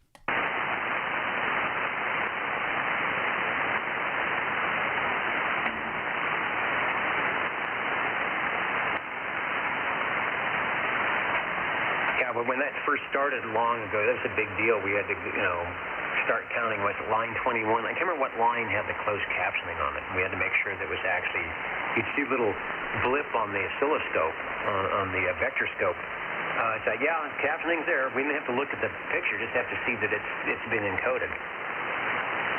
Yeah, and that caused a lot of problems with the analog to digital conversion, because that line wouldn't always get cropped off and you could see it on the digital broadcasts. Yeah, that's back when people cared about that stuff. No, nobody cares about anything. Well, now they just get in there and just go click, click, click, click, click, click, and press buttons. They don't, like I said, you don't need people anymore. You just need to have as few people as possible and automation that kind of works.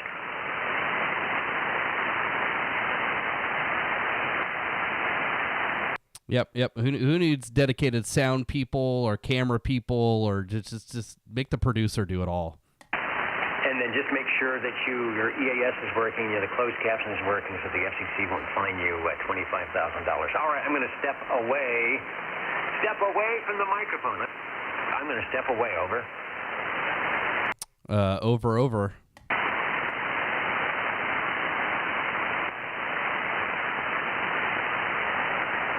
You still awake over there, Ron?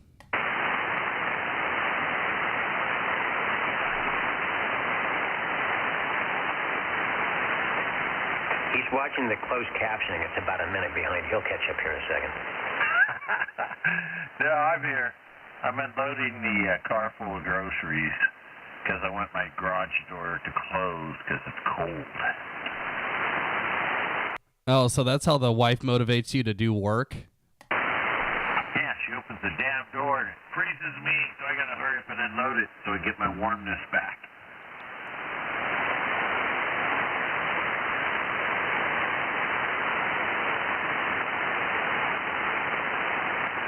Well, at least we all know that Ron gets to eat for another week.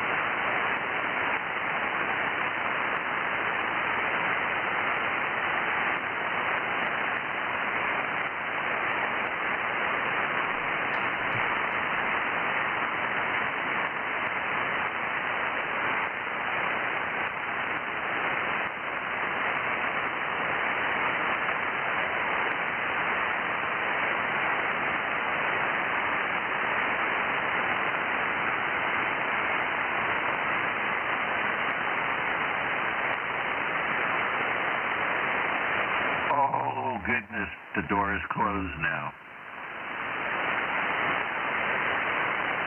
Were your toes getting a little cold? No, actually, yeah, bottom half's fine. It was my shoulders, man. Shoulders, and then my ears are getting cold. I didn't have my stocking cap on.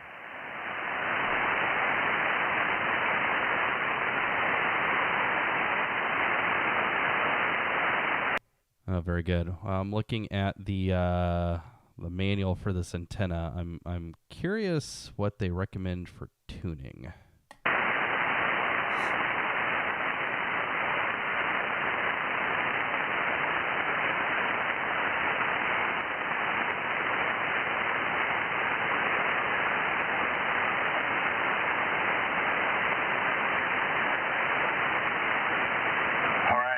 CHP page. Let's see, here in Fresno County, South Dickinson and North Avenue, we have a vehicle driving without his headlights, and the reporting party, he's following the car to make sure he doesn't hit anybody. Wait, am I listening to the morning drive time net? I'm confused. Yeah, that's how he does it. But yeah, this CHP page is it's like a long delay.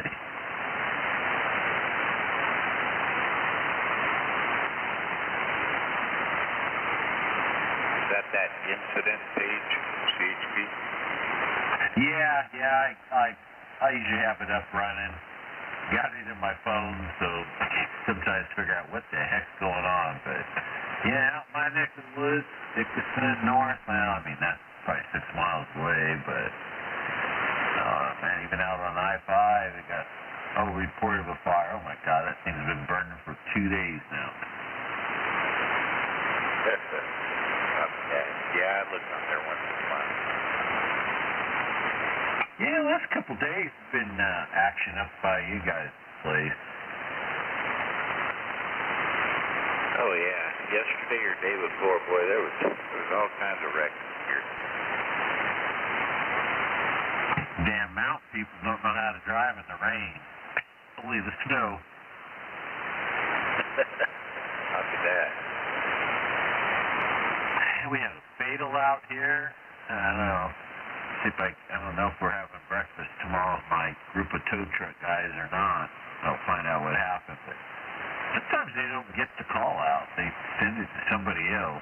They got their areas, but they've been getting kind of screwed out of getting tows in their area. They'll call Action Towing or something, and I don't know. Action Towing does stuff for like evidence.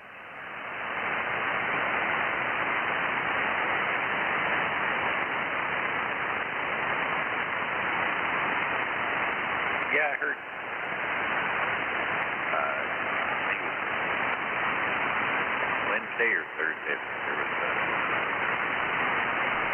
DUI head-on out there with a fatality in that area. Yeah, I don't know if that was DUI or.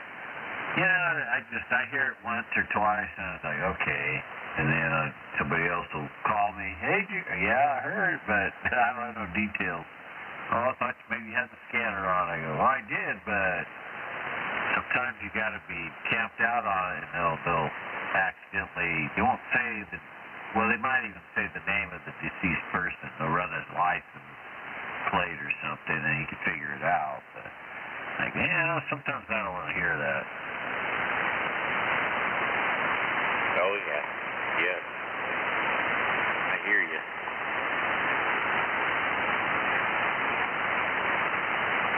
Back in the day when somebody crashed around here, you'd go see who it was or whatever. Now, I made the mistake of doing that. And we were just kind of parked in front of a buddy's house, and the crash was, 100 feet away, and the guy pulls up in the white van, and I go, oh, boy, I think that's the corner. Yeah. He gets out, and he walks over to us. Hey, could you guys help me out? I'm going, oh, no. And we helped him out. Oh, yeah, no fun. He was pretty cool. He goes, well, let me tell you something, what we're going to do, what you're going to see. And he goes, first of all, there's no blood, no guts. And he goes, we're going to put him on this big sheet because every bone in his body is broke, so it's just like Jell-O. So that's why we do it this way. But no blood, nothing like that. Oh, all right. Thanks for the heads up. Copy that. Yeah, I stopped and helped. Well, I stopped and helped at a few accidents, but I really got involved one time with one. And, had no choice but to help. But, man, they sure make you feel like ass after it. But they just can't even explain. Yeah, so now I don't know, when I see an accident, if I can't stop in the truck half the time, and I'm not going to go out on the damn highway and get myself killed. I mean, if it's a spot where I can pull off and get to it safely, then I might do it. But if it's something dangerous, the way people drive, all the traffic, that ain't no way. Copy that. Yep. No, I hear you. No, that one I dealt with once, so I was coming up 168, and it was in the really tight turns, clip on the right. I come around the corner, and there's a PG&E truck on the side of the road. And right next to the PG&E truck, the side of the road is on fire. And I'm talking like from what I could see driving and stopping, the fire was maybe 10 feet along the road. So I figured it was, PG&E did it. So I had a big fire extinguisher anyhow. So I park, I jump out, grab my big fire extinguisher, and I run over there to the side of the hill, and about 20 feet down, 30 feet down, there's a car upside down, opposite, two PG&E guys trying to get a seatbelt undone. And, the car is like, I'd say like 50% ego. Woman screaming, still seat buckled in, and, so anyhow, I run down there. They've already used 2 fire extinguishers. They were dead. They used them up. Still couldn't get the woman out. So pocket knife, cut the seatbelt, and by one of the PG&E guys taking my fire extinguisher and doing some blasts, so I could get in there and cut the seatbelt. And then me and one of the PG&E guys dragged this woman out of the window, right? Fire burning us around us. We dragged her up to the road, cut the fence to get her through the fence out of the dry grass onto pavement, and by then, her highway patrol and paramedics finally show up. Paramedics is pissed because we moved her. Highway patrol's pissed because we cut the fence. They can't leave till the fence is fixed. Paramedics are pissed because we moved the victim. I mean, it was a shit show. Well, to no win situation. I mean, you get out of a burning car, okay, you're in the brush, it's going to catch on fire probably, unless you got shovels and you start digging a digging around or something like God. Oh, yeah, you got her out of a burning vehicle. Yeah, it was just one of those days. And then, the two PG&E guys, they really, really thanked me and, hey, let us have your fire extinguisher. We're going to fill it. And I was driving a company vehicle. We're going to fill it and get it back to you at the shop there. You saved your life. Thank you so much. I give him my fire extinguisher, right? Never seen it again. Oh, man.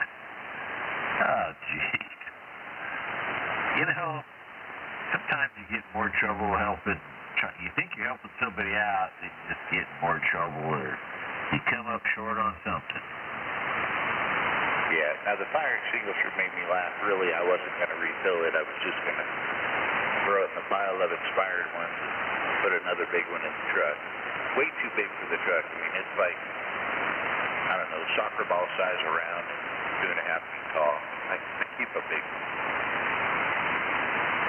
Well, you know what? I think it paid off. No, it definitely did.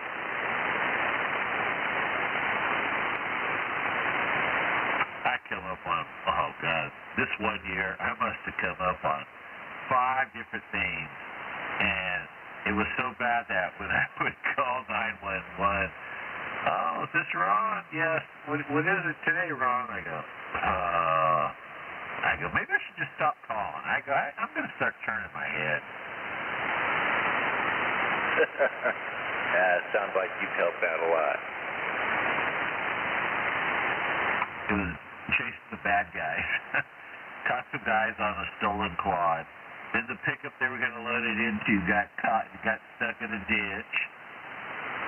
The cop is asked, well, how do you know all this? I got a police scanner in my truck, dude. Well, but how do you know? I go, because I know I'm listening to you guys. And I go, is that your helicopter coming this way? Yeah, well, I go, see that cloud of dust? I go, tell them to go chase that cloud of dust. That's the guy on the quad. Are you sure? I go, oh my God, dude. And he didn't want me to leave. I go, no, I'm working. I'll be back by in 30 minutes. I'll stop. Copy that. That's funny.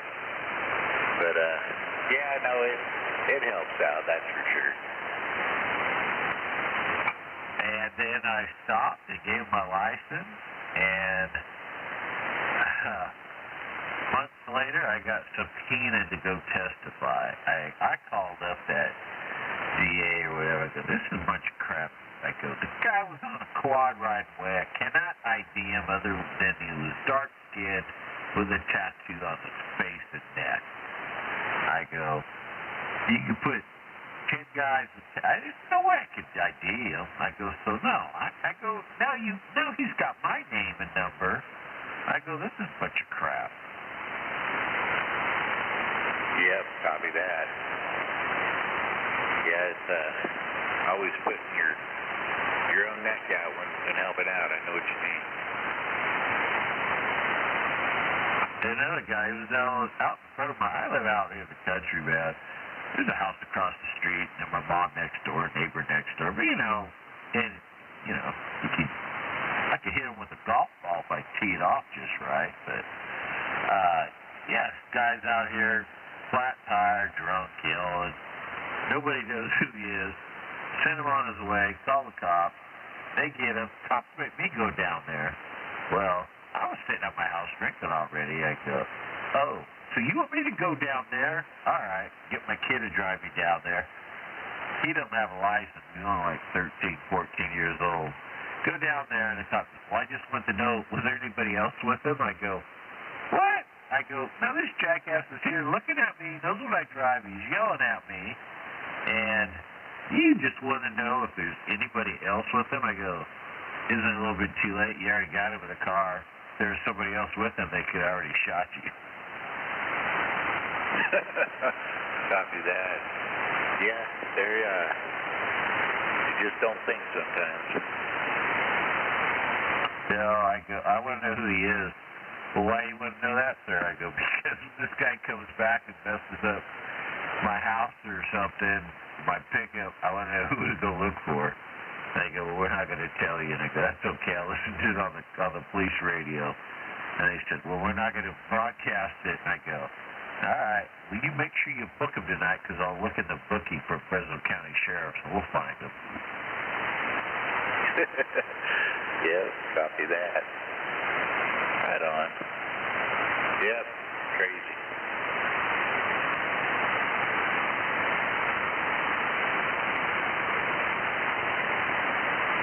Caught the sheriff, the head sheriff out here. She's like the sergeant for these units out here. It was her cousin. He was across the street stealing stuff. Got a picture of him, and the cops, they knew who he was, and they wouldn't even look at me when I'm telling them. I go, this is who it is, and they just put their head down. I go, oh, wait a minute. I go, let me guess, your boss, this is her cousin. Yeah, I go, you're not going to do nothing to him, are you? I go, oh, I'm just wasting my time then. I go, oh, that's okay. I'm not a gun guy anyway. Just go ahead and let him go. So they wouldn't do anything because it was her cousin. That's crazy. Yep, they were embarrassed. Embarrassed for her. I'd be embarrassed for her too. Her boyfriend used to be Coalinga PD, and he resigned because he got caught for an inappropriate relationship with underage girls. Oh, that's ridiculous. I'd use both of them as an example. Yep. Now he's just a drunk. He's got a breathalyzer in his vehicle, but he has another one that he could drive drunk in. So, yeah. Great law enforcement. Terrible.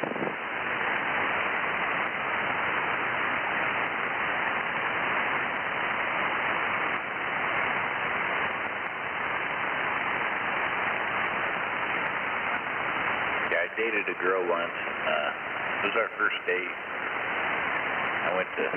We met up somewhere, and when we were ending the evening, I went to walk her to her car, and I could tell she did not want me near her car whatsoever. And she finally broke down and said, all right, this is really embarrassing, but I got a breathalyzer in my car to make the start. Wow. Yeah, I had a buddy that he got popped like 8 times, did a little time in jail, maybe 6 months, got out, he was a mechanic, he got hired on to install breathalyzers. Oh, wow. But he did quit drinking. I go, oh yeah, so now you know how to put them in and undo them, and you can drive drunk again. He goes, no, man, I quit. I go, yeah, I'm still not riding with you. Well, if you did, man, good for him. Yeah, that's probably been 30 years now. So, yeah, 30 years, he hasn't touched it. So, good for him. Yeah, I mean, I don't have anything against drinking. I like my cold ones once in a while, but yeah, that driving now. Too many other lives out there.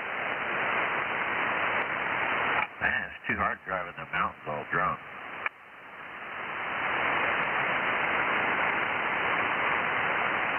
Well, you just take the Ditchbank on the golf cart.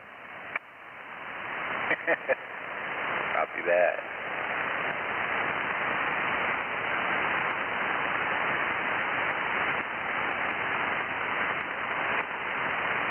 One time, me and my buddy, oh God, we couldn't even do the golf cart. Had to have my wife drive us around. Can't argue with a couple drunks. You got to do what they say. And he just kept taking us to all our friends' houses out here until we all just that was it. And then 2 weeks later, he quit drinking. Copy that. I got harassed at Bass Lake because I was kayaking with the beer. And two sheriffs told me that they were cool about it, but, they said that is an open container. And I'm like, you got to be kidding me, I don't have a motor. And they explained to me that those oars are a motor, which makes it an open container.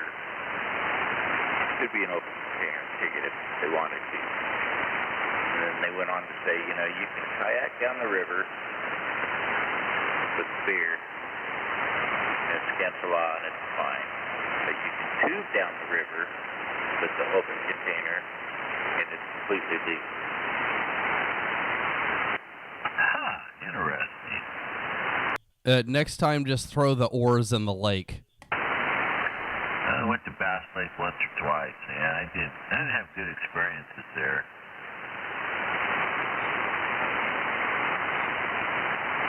I think you and Aaron might have doubled or somebody. Yeah, that was me. Just next time, just throw the oar in the lake and keep drinking. Yeah, well, I finished it, believe me.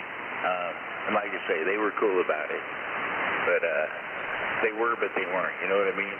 They had to make their point. They did. Yeah, and as long as you weren't being a jackass and you weren't, drunk on your ass, I'm sure they're going to make their point and then leave you alone. Copy that. Yep. I told him my oar is in its oar mount, and I'm not oaring. Oar mount. Yeah, it's one of those funny things about Fresno County Sheriff. They do not like writing tickets for anything. Oh, yeah, they do. Trust me. Yeah, they don't do it for traffic, though. Oh, yes, they do. Got a speeding ticket. And I asked the cop, I go, what do you mean, speeding? I'm going, this guy in front of me, he passed me in the intersection. You're behind me. He passed you, too. Why aren't you pulling him over? Well, he probably doesn't have a license, and you've got a nice vehicle, and we know you have a license, so we're writing you up for speeding. I go, but that guy didn't have no tags, and he passed in the intersection. They said, well, we pull him over, he's just going to run. I go, well, you do have a point. You're probably going to run. What was that, sheriff or CHP? Sheriff, and only just like a couple miles from my house, Ashland and Madera Avenue. Well, he started at Shields Avenue, and he was like, kept following me, and lights are on. I go, he's got to be going to go after that other guy that passed me, not me. So I turned on Ashland. He followed me. I go, really? What? And he starts telling me, I go, I thought you were going after the other guy because he's the one who passed in the intersection. Yeah, most of my interactions with Fresno County Sheriff, they don't care. They're not going to write a ticket for, they write very few. Half the time they just call CHP and make them come write the ticket. Yeah, they, I guess I was kind of a troublemaker. I must have had, they'd come to my house, my mom and dad's house. I knew they were coming. I'd call them, hi, Dad, how's it going? Well, you just had a visitor, Officer Washington from the Sheriff's Department here looking for you. What did you boys do the other night? Don't worry, Dad, I'm with the judge's son. We'll call the judge. He'll take care of it.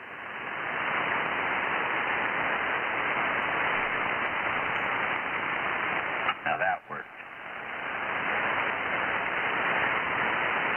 Yeah, half the time when I get pulled over, they can't figure out how to run my license plate, which is always hilarious. Your Hamlet? What do you mean they don't know how to run it? They don't know how to run it because in the DMV database, all the ham license plates have a space in them, and that's how they tell the difference between them and a normal plate. Oh, interesting. I didn't realize that.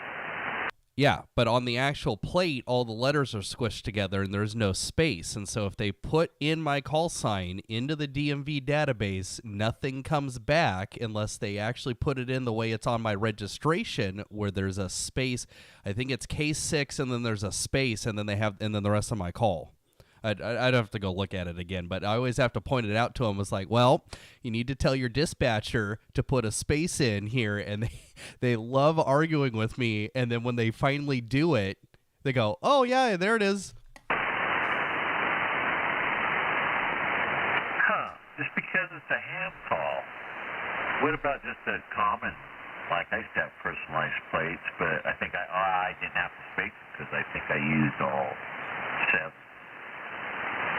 Yeah, well, and it's only the ham plates that this affects, because that's how their system can tell the difference between a vanity. So if you go to the DMV website and try to put your call sign in to order a vanity license plate, it will reject it. So then what do you have to do? It's on a separate form. Oh, okay. That's the thing, is it's not a vanity. It's a special use plate. It's on the same form as the Purple Heart recipients and horseless carriages. It's hilarious, and every time I go into the DMV to deal with my license plates, it confuses them, and they have no clue how to process it until they get their little booklet or call the manager over. Been there, done that. It's called Code H. Yeah, and they have to look up the code that they have to put in for the special plates. Yeah, it's great. Yeah, I spent a half an hour in a window one time. Radio troublemakers. Yeah, no, it's really fun when you're trying to move it between vehicles and you have to explain to them, yes, you need to hand me a new set of license plates for this car that I'm trying to sell because I can't sell it with the ham plates on it. What are ham plates, sir? Yeah, exactly. Just say Code H, and they'll go back and ask somebody what that means. Yeah, it's pretty good. Although nothing is as screwed up as when, well, this is ham plate related. When I sold my Jeep to the guy in Soledad, who I sold it on like Facebook Marketplace. I have no idea who this guy is. You know, we met up in Kalinga, handed over the car. He gave me money. I signed away the title. He went to the DMV to go register the vehicle, and the idiot at the DMV in Soledad, instead of looking up my Jeep by the VIN number, looked it up by my ham call that was still on the title, which was the license plate that was on the vehicle up until like a month before I sold it. And so the guy that I sold the Jeep to ended up paying the renewal on my car, because that's now where the ham plate is. And I then never got a notice that I needed to go renew my car. And then when I went in to go figure out why in the world I couldn't pay it, that's when they unraveled this ridiculousness, and I had to go down to like the DMV investigations office down on Golden State to get them to figure out what the hell happened. That's funny. That's a good one. Yeah, so they had to figure out how to refund the guy's money so that I could. I'm sitting there at the window at the DMV, and I'm like, I'm just trying to give you money so I can get my tags. Why is this so complicated? No, that's what happened to me. They were going to send me away. They were sending me away. It says, well, wait a minute. Are you mean to tell me that that plate doesn't exist? It doesn't exist. They were just like, I was making it up. I said, you walk outside so you could see it on the truck.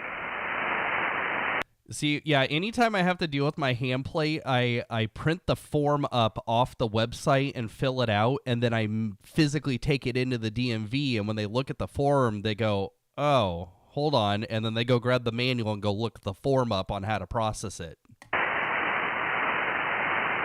We just need more hams to have license plates, and they'd know what to do.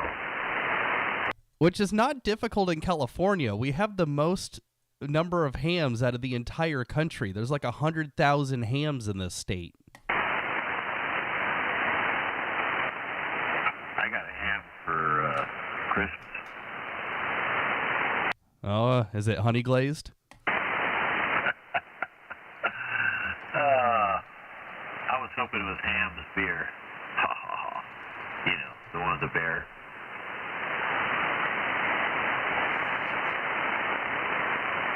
I about fell out of my chair. That was funny. Ham's, the beer refreshing Ham's. Okay. Correction. I looked it up. I was a little low. There's 97,000 in the state of California. Wow. It's in the, wait a minute, 97,000 hams? Yes, and 645 of them still have their novice. Wow. That's a lot of ham. I didn't think there were that many in California. Well, I had this discussion once with one of my Ron, you got to talk to him, my buddy CSI who lives in Nebraska, and we worked out the like the per capita percentage of hams between Nebraska and California.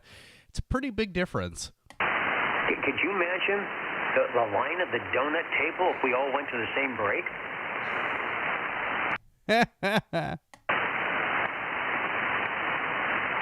Oh, boy, yeah. Man, that's a lot of beer. I mean, no, ham radio guy. I keep thinking the ham beer. That was a good commercial.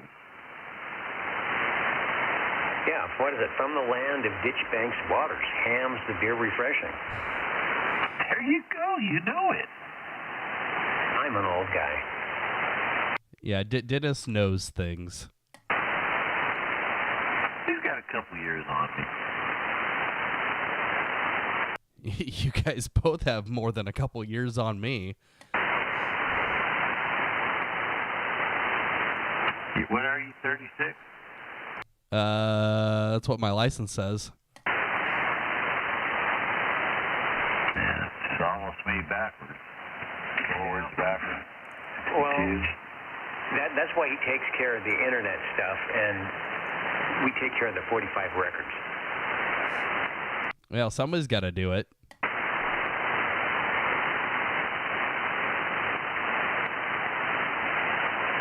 Oh, this internet stuff. Oh, gosh. I just pound my fist in my head sometimes when I screw something up. Yeah, we're going to get you a Mac. What's a Mac? Is that like an Apple? My wife's got an Apple. I got a computer, the regular one. Well, I know. I'm gonna set up a computer for you that every time you restart it, it completely wipes and resets anything that you did. So every time it turns on, it's gonna be exactly the way it is, the way when I give it to you. So you can screw it up all you want, and all you got to do is reboot, and it's gonna go right back to where it was. That's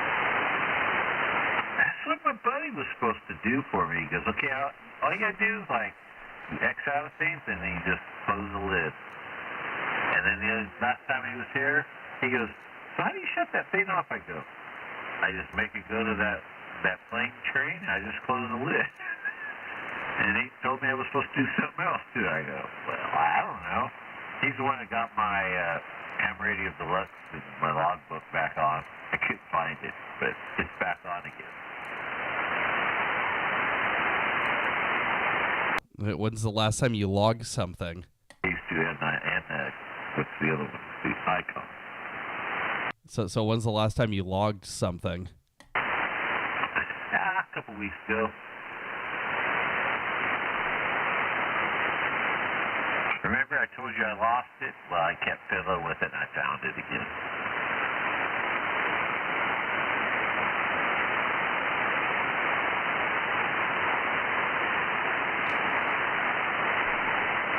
Oh, nice. Well, that's interesting. Found out what happens when you accidentally minimize the window that you're broadcasting. That was fun. And the screen just moved. Yeah, give you a little peek behind the curtain. Who's SWL13? That's Mike, Mr. Cobra. Oh, okay.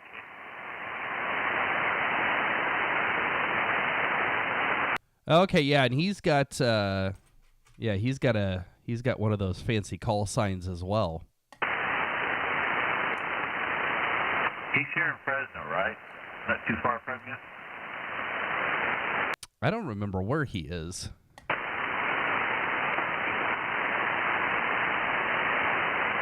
Yeah, he's out that way. Let's see, consulting the Book of Knowledge. Oh yeah, he is kind of Shields and Brawley. He's like oh yeah. That's I've walked by his house before. He's like 2 blocks east of me.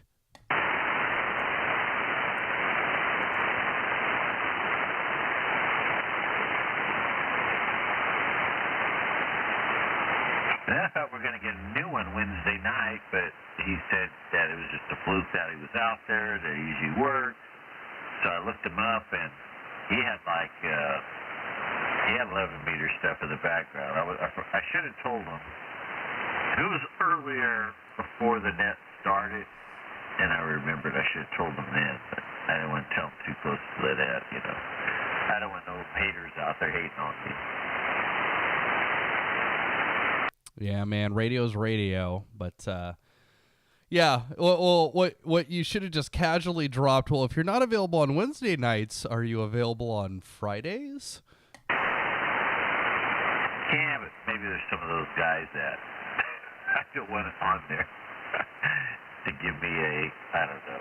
I don't think they're going to give me a bad time, but I don't know. I like doing this net, and I like recruiting some guys, man. I want to recruit a couple more over to the ham band, and I know someone get a kick out of it now. Yeah, no, I know the feeling that there's a reason why. Well, there's multiple reasons, but one of the reasons why I put the Bozo Nets on their own YouTube channel is so that this wouldn't be right next to the Bozo Nets on the same channel. Oh, gotcha. Because if the BozoNet people started poking around on there, and they'd be like, "Oh, what's this? Why are you using a 7300 on 27.6, 365 on Friday nights?" Because Net Control has a gun pointed to my head, telling me to do it, and yeah, he's out there in Vital. That's what I would tell him. But it's kind of funny because, all right, so tonight, 27 check-in. Guess what it was Wednesday night? The same thing. And say maybe half of those guys check in here. I had it all. I was going to calculate all that out. But it's too hard for me to do the Saturday night. I don't have a list for that to figure it out. I'd have to. I had it written down one time, and I was trying to mark. I think that guy's a ham. Okay, we'll put a little mark there. Trying to figure out, who's talking on what bands, and who are hams, who are not. Something to do. Well, Dennis, you have a decent idea of how many people on your list are licensed. Oh well, I mean the ones that are actually on the list. Because I started marking that when that happened. Let me. That's a good thing. Before I go away here, let me count the ones I actually have marked here.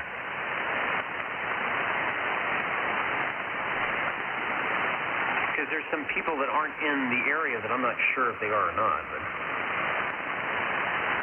Right. There's some of the out-of-town guys that we don't hear on the other bands because if they were, they're in another state.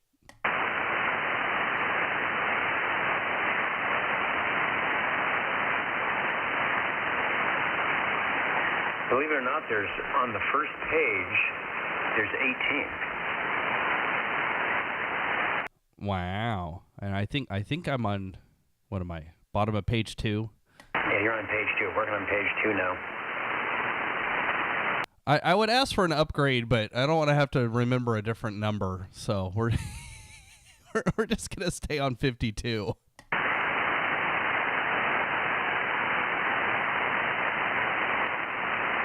It's already bad enough that I also have to remember a Bozo net number.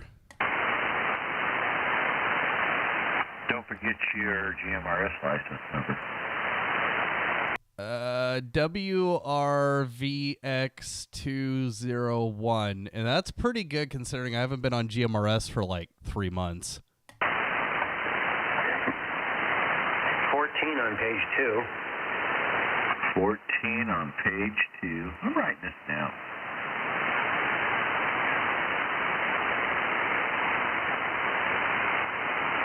Mine is Whiskey Radio King George 909er. Oh, Ron, it was great. I caught Clifford using his GMRS license on the Salinas Valley repeater this morning. I heard that. I heard him. Yep. So remember to give him a hard time the next time you talk to him. Oh, he's doing it all the time. Man. Clifford, you got to get it right, man. 9 on page 3 is Dean. Is Copenhagen easy ham? No. Okay, still 9.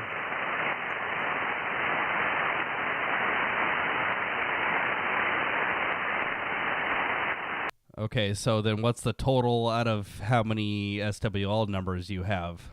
Oh, God. Okay, well, let's see. We got 18, 14, and 9. Let me get page 4 here.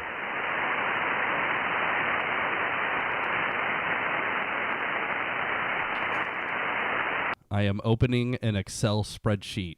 I got one of those for Wednesday night.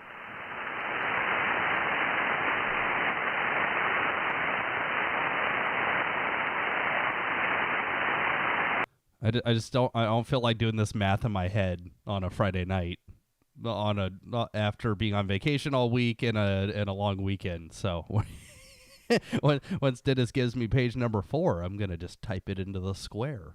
Okay, there's 14 on page 4. Now I have to figure out how many actual SWLs there are. So I'll come back with a full number on that. Hold on. Okay, so that's 55 between the 4 pages. And is that local or just everywhere? Yeah, even the guys from Squamish, stuff like that. And 7 calls on there that the guys that check in. Yeah, it's everywhere because there's also Charlie up in Alaska, and he's a ham, and a bunch of other people.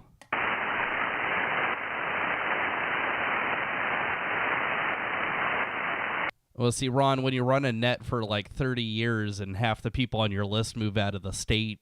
Oh, yeah, there you go.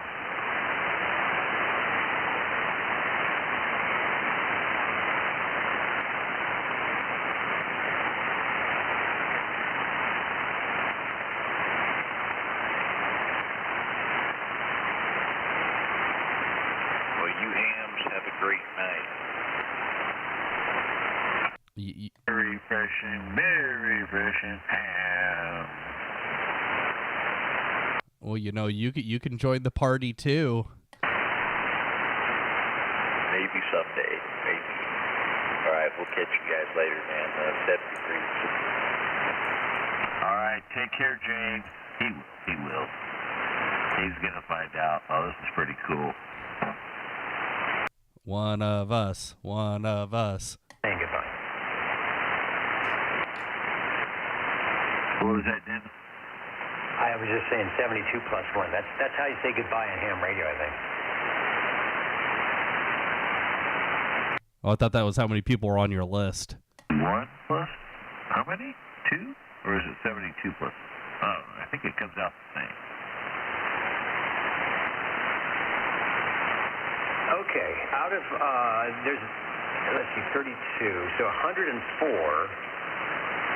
So there are actually 104 filled positions. So 104 would be the total positions. Wow.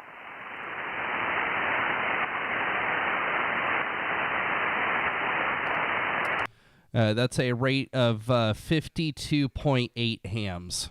Double dribble. Yeah, 52.8%.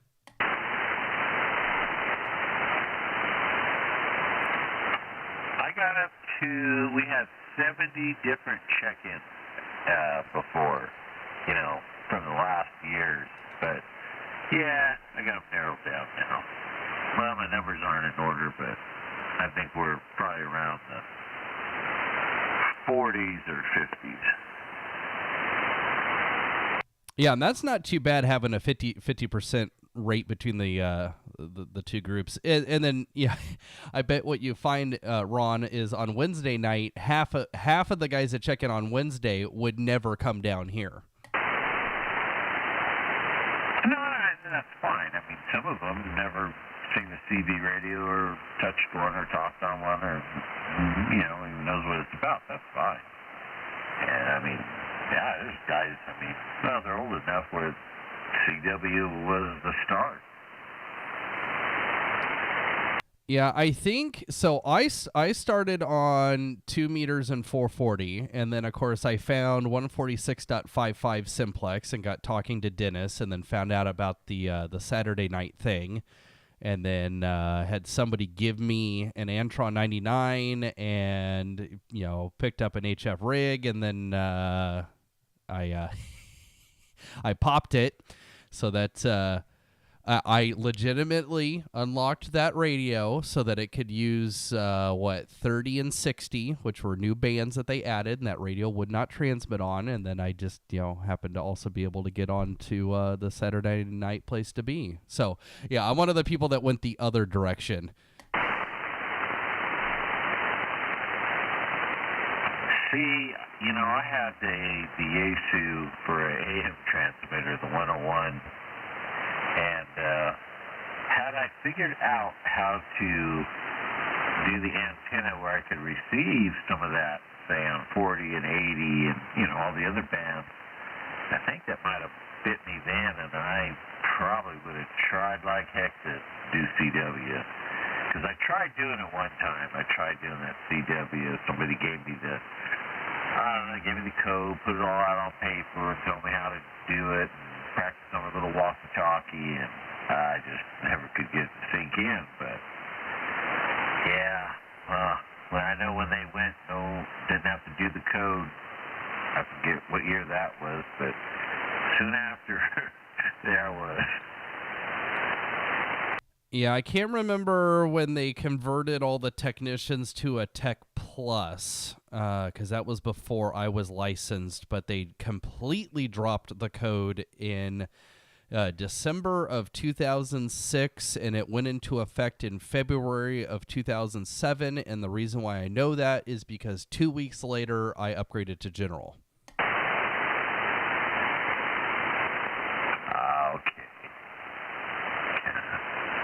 Paper that says when I got my life.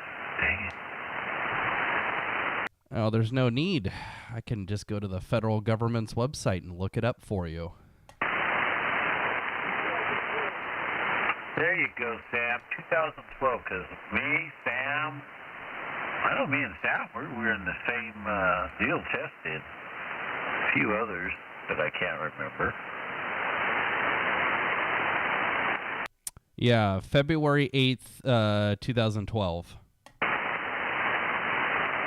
Yeah, I got that. Yeah, I got it up here. What does it say? I'll look at it from a big distance here. Yep, there it is. Oh, you laminated it. Isn't that pretty? Did you do Tech in General on the same day? No. I'm trying to look up when you upgraded.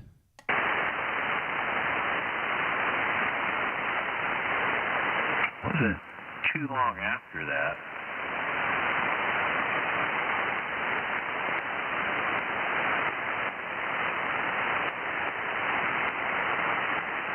Oh, there it is. Yeah, you did it you did it in May of the same year. Yeah, I what the heck, why not? Yeah, we just got to get Adam to upgrade. Oh, man.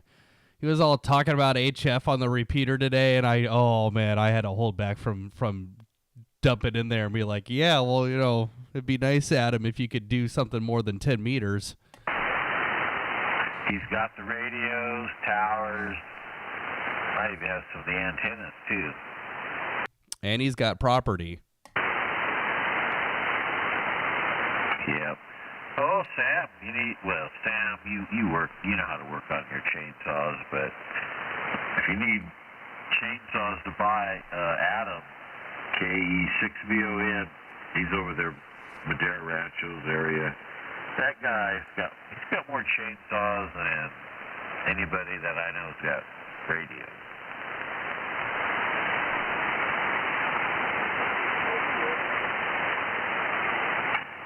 He went all the way to Atwater to get a pole saw. So it was a gas-powered one. So I don't know, man. That guy, he's got a fascination with them chainsaws, but he fixes them, flips them, buys them cheap, fixes them, flips them. He's working on Mike's. I don't know. Mike Stahl's got I don't know how many, but he's always breaking them or something. Yeah, but that's how Adam gets antennas, so that's a worthwhile endeavor. That is.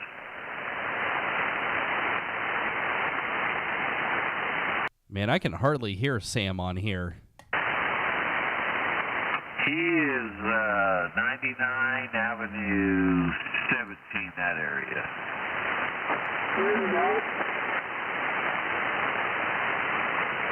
More power. Yeah, there he doubled. Try to get Sam.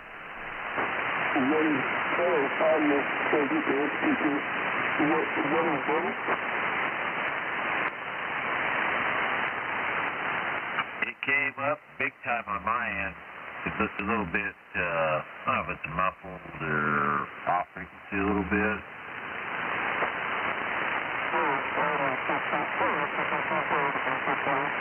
Oh, no, that's something messed up. Now it's really messed up. Overdriving or something. Yeah, it sounds distorted. You're on the kindled.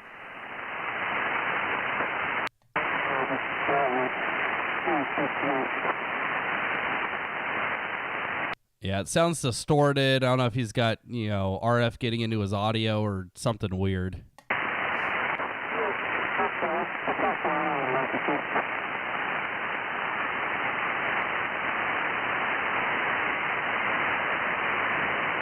Not quick enough on my clarifier. Go up to about 365.08. 08? Okay.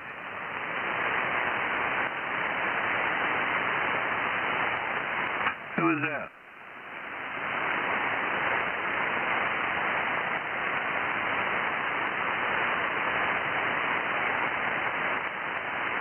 A mysterious station with helpful hints. That's what I sound like off frequency, over. Oh, interesting. I can hear the click when you key up. I think mine does it too, huh? Well, you know what the click is? It is the receiver. You're hearing my receiver because of all the audio here. It's got the latency. You got to put a delay in there. Well, because I'm using I've got the speaker turned way up, so it's actually coming into the audio system. So you hear that's the receiver. Oh no, you got noise toys. That's a cricket sound. Oh, okay. Oops. Sorry.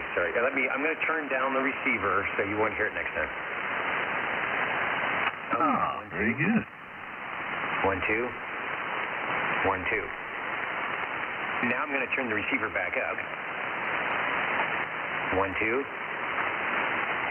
1, 2. 1, 2. Oh, okay. Gotcha. I don't think the good audio guys would like that. Have they told you about that? No, I've heard it.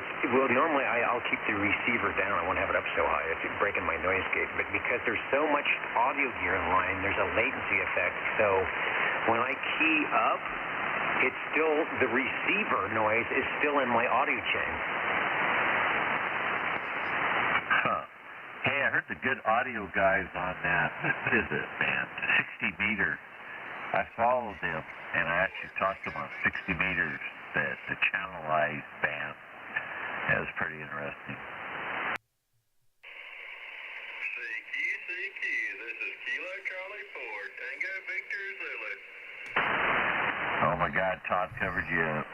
Kilo Charlie 4, Tango Victor Zulu. I know you didn't talk to Todd on anything but 28, 425. It must have been the Anon guys going down and checking out 60 meters. Yeah, it was some good audio guys. I can't remember. They're written down somewhere on my list, but yeah, they had to make sure, what is that, 100 watts? Yeah, it's pretty cool. Yeah, I think Todd would be pissed off if he heard that his call sign was being transmitted on these frequencies. I don't know. I have to check his 1,000 certificates he's got to see. Maybe he's got some CB certificate. So do you want to know what one of his new annoyances is? When you repeat his call sign. Yeah. So when you make a contact with him, typically when you're contacting somebody on HF, you often will say the other station's call sign to confirm that that's the person you're talking to, and everybody knows who you're having a QSO with. Well, if you say his call sign, he gets ticked off. Oh, I think I've heard him say that before. He's like, you don't have to tell me what my call sign is. Yeah, I heard him the other day. That's my call sign.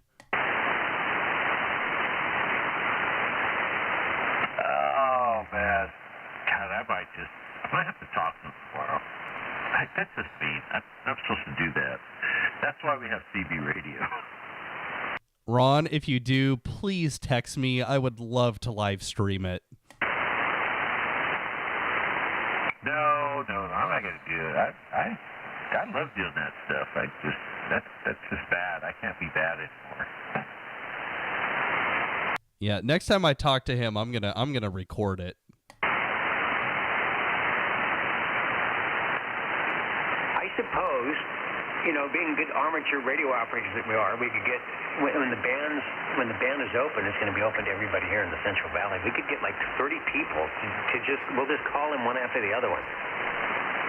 Yeah, I want to just hold a net nationwide on that frequency. Get a couple hundred hams nationwide, and we'll all just hang out on that frequency and just overpower them.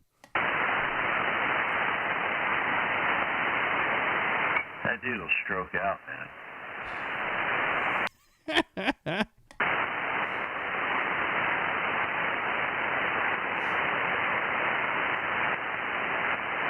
First, we got to talk him into Todd. You need to do a YouTube channel, film yourself, and they will gang up on.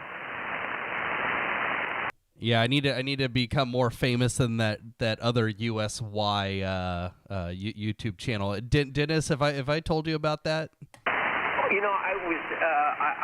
I just got a new monitor and a new computer, and I was watching something, and this is just last night. And I'm thinking, K6USY, what is he doing? And then I looked and said, oh, wait, it's KK6USY. Yeah, exactly. So do you want to know how annoying it is getting on HF and throwing out your call sign and having people call you Chuck? Yeah, I can't remember what it was I was watching.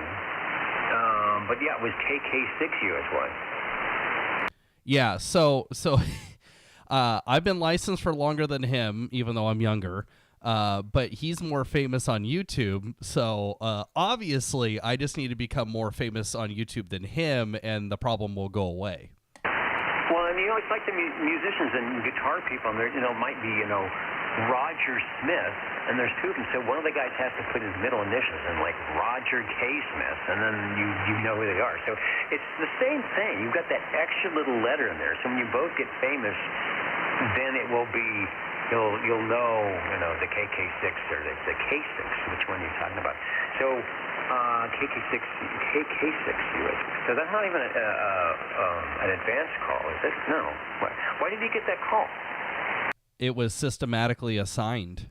Okay, because I said that sounds like a vanity. That's right. HIJKL, KL6, KN6 back in the thing, and it said 2x3, so it's just a regular call.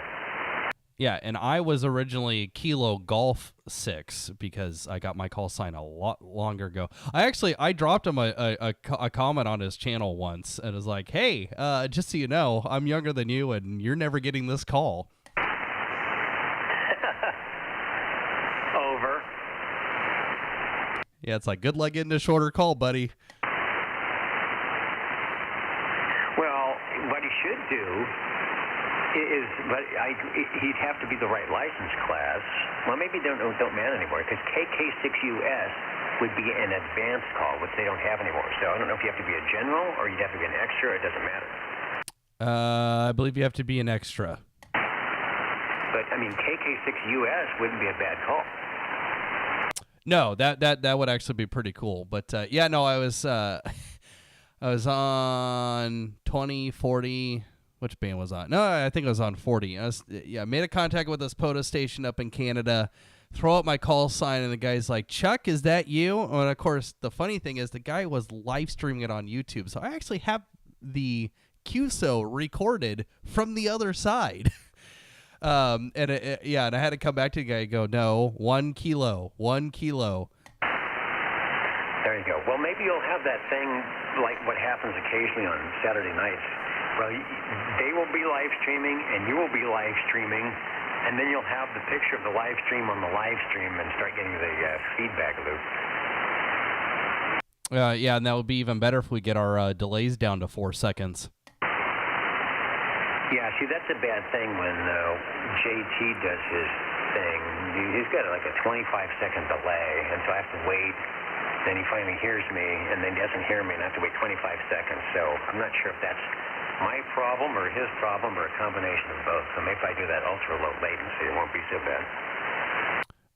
He would also need to switch to ultra-low, and then you guys would both be at 4 seconds, and that's a much better round trip than having to wait half a minute.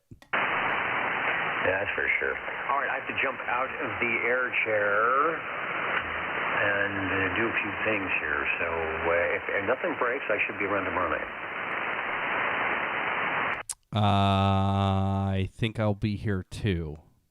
Yeah. All right, and I'm kind of, I'm kind of losing my voice tonight, so I hope that's not, I hope it doesn't get any worse. Drink some warm Ovaltine. That sounds really good, and that's what I'm going to do. Yeah, just make sure you add in a little something extra. That sounds really good, and that's what I'm going to do. Somebody spiked the Ovaltine.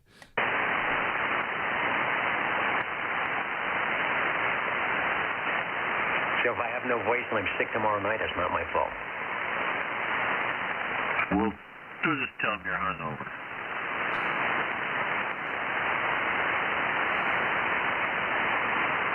All right, anyway, good night to the SWLs, and no call sign necessary.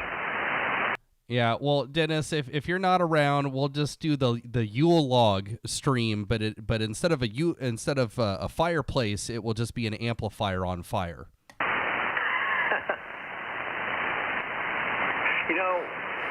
Were that not on the damn video, no one would remember it. I'm sorry, I have to keep bringing it up.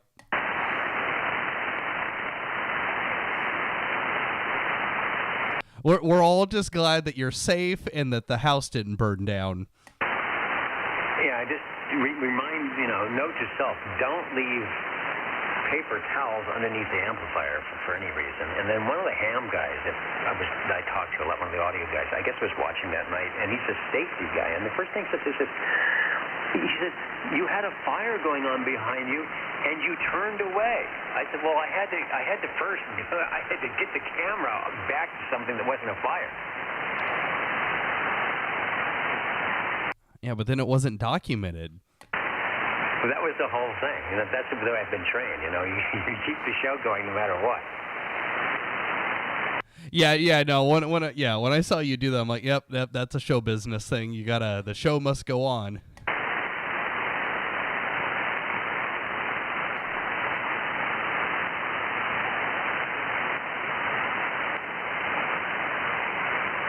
Yeah, we'll just go lift that out of the video and put it on loop for for 10 hours. Yeah, I'm afraid to think how many little things like that, if I went to go search, are actually there that could be put together. Well, yeah, you would have to, like, if you wanted to do for the last Saturday of the year, don't have an actual net, but run the highlights of the year, but you would have to write down what the highlights are and then go grab them and shove them all together into a video and then put that up on YouTube.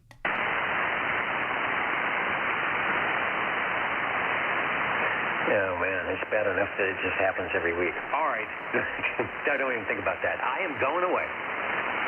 Yeah, that sounds like Whiskey Oscar Romeo Kilo. Yeah, especially if you are not set up to do editing like that.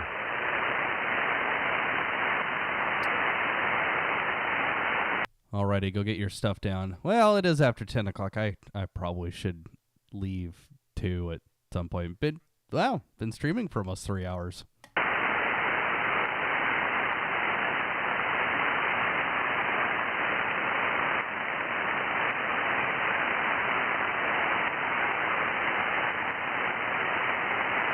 You getting cold again, Ron?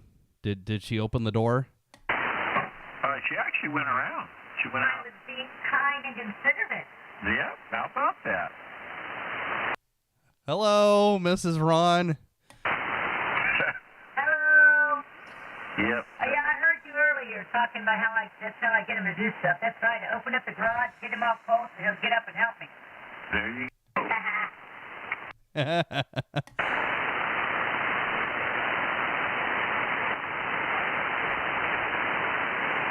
What grade your wife teach? She's doing 8th grade all subject. What school? Burrell Elementary.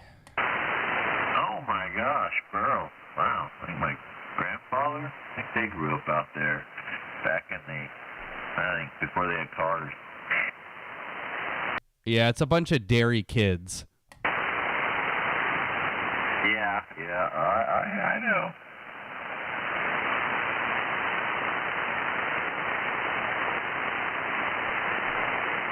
See, Ron, I'm wearing headphones, so my wife only hears my side of the conversation. Oh, yeah, that way, yeah, she doesn't hear other things. Okay, I get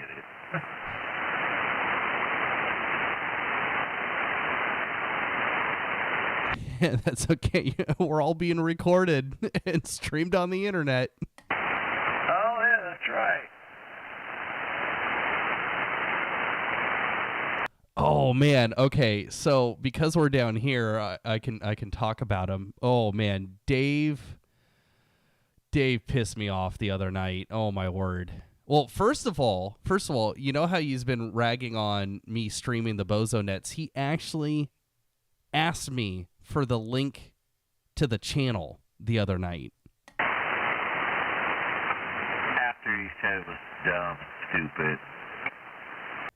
Correct. And then last night, I'm getting the stream going, and I put my call sign out from my radio and, say testing or whatever, because I want to make sure that the audio is getting from my radio up to the hill, into the receiver, and then out to YouTube. And so I'm just doing a test transmission. He comes on the frequency and essentially mocks me and does the same thing. And so I ignored him completely. And so a couple minutes later, he's like, Aaron, can you hear me? I'm like, yes, Dave, I can hear you. I just wasn't going to acknowledge you mocking me. Oh, boy. Oh yeah, that was great. So he was like, "Oh, well, I didn't know you were so sensitive." I'm like, "Dave, oh man, just stop being an ass on the radio." Yeah. Oh God. Yeah. I can see him doing that. It's like, Dave, do you realize that more people would talk to you if you weren't a giant jerk on the air? Oh, that guy. Yeah. Sometimes he comes up with some real good ones. Like, yeah, whatever. Like, I don't know. That net on Sunday night. It's like, come on. It's only 3 of us. Yeah, and I haven't been checking in because, well, at least, I mean, on Sunday I was out of town. Previous Sunday I was live streaming from, and so I just didn't care. But, yeah, I don't know. It's like, I've tried being nice to you. I've tried having conversation with you. But, yeah, I mean, he basically at one point, many months ago, told me that I was essentially abusing my children because I didn't get them a dog. I also ignored him after he said that. Oh my gosh. Oh, my ring. Oh yeah. My wife, she went out the front door and out to the side to get something out of her mom's car. Yeah.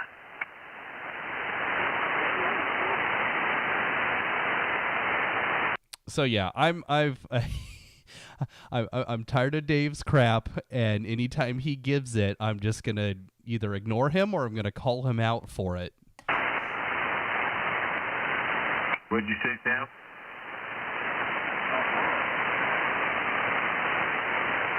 Damn it, I went the wrong way on the clarifier.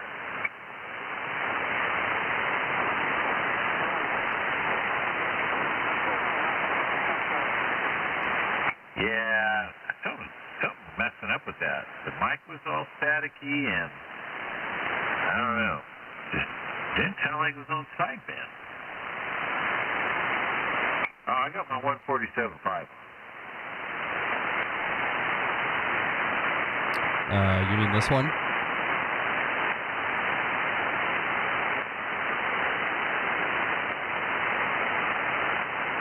Sam, Ditchbank is on 147.5. Okay.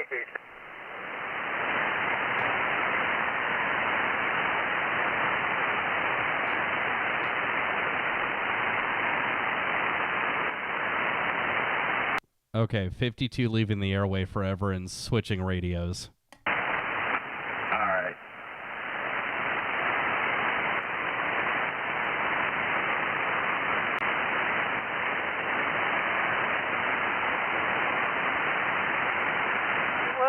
But it was off frequency. Was that Uniden?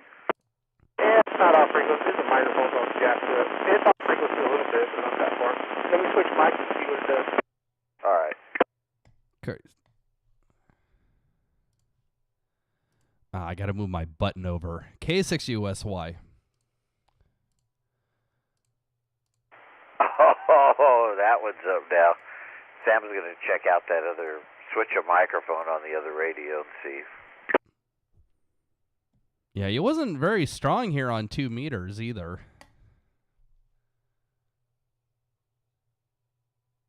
Have to see if he's on his beam or his ground plane, and he might only be on one of those Bofings or walks on or something.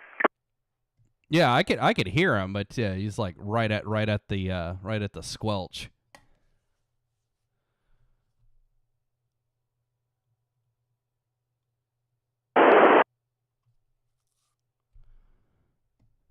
Think I should tell Mike that his antenna's crap because I got to retune it? Oh yeah, do that. That'd go really well. Yeah, I'm not gonna do. I'm not gonna do that considering you gave me the antenna for free. So yeah, I'm just. If I have time tomorrow, I'll go up there and tweak with it, and then I just won't say anything.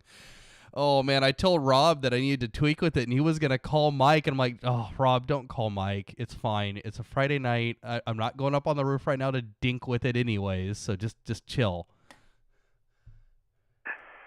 Mike would tell you, well, I don't know what you did to it on the way home, but, it worked fine. Yeah, well, I mean, I know Mike tuned it up a bit, but the dude's blind, so it he can't see the screen on an analyzer anyways. So yeah, I'll take care of it.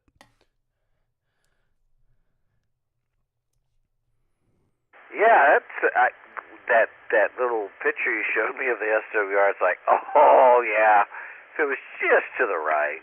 Yep. Yeah, the problem is that valley is like outside of the band. So I need to get to, but I was like, son of a stupid SWR is like, I'm right at the top of the freaking hill. I'm like, are you seriously?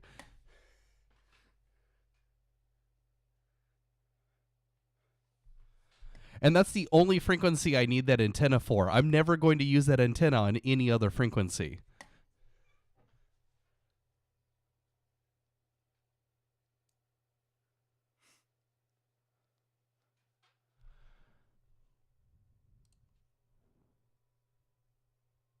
Oh, Sam on the other one. I have it muted. Oh, no, we're back. We're back over here now. Can you hear me better now? Maybe. Oh, you want me to click the antenna or no? Oh, no, you're fine. You're S4 now. All right, that's 20 watts. That was like 4 watts earlier, 5 watts. Oh, well, that would explain it. I'm doing 100 right now.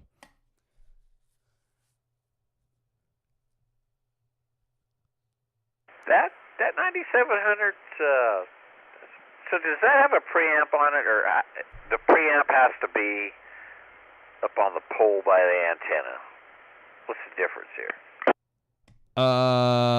It has a preamp circuit in the rig. You can also remote control preamps on the mast. It supports both, but I don't have any preamps outside. And typically, I only turn the preamp on sideband. I do not turn it on FM because most of the repeaters are already pounding in at 20 over, and so turning the preamp on is pointless. Gotcha. So, Mike, those strong signals, I mean, he's got preamps on. I mean, that was, so when I listened to it on that stream, that was pretty awesome. I mean, Sam, he had a beam up pretty high there, and I know he had a 2-meter sideband rig, and he was able to hear stuff like that. But yeah, well, I mine just low on the ground, so I was amazed all that stuff that guy could hear. You hear the guy in San Diego and LA, it's like, oh wow.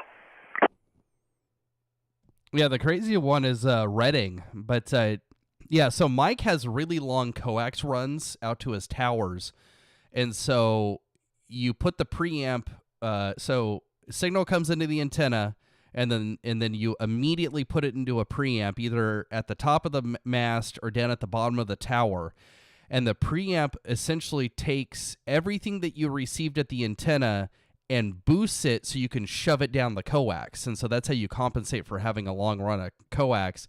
And then I think he also then runs the preamp on the 9700, so he's running dual preamps.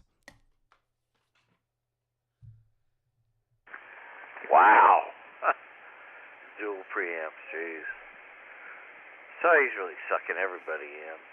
But I mean, though, if you could hear somebody, I don't know, you're just bringing the signal up. I mean, the sound, maybe a little bit. Well, and that's one of the problems. If you preamp too much, you're also just bringing up the noise. Yeah, and he has a noise problem. Certain antennas point a certain way and all that. You got to figure too, Ronnie. Look at his antenna. He's running those antenna arrays too, so that makes a big difference.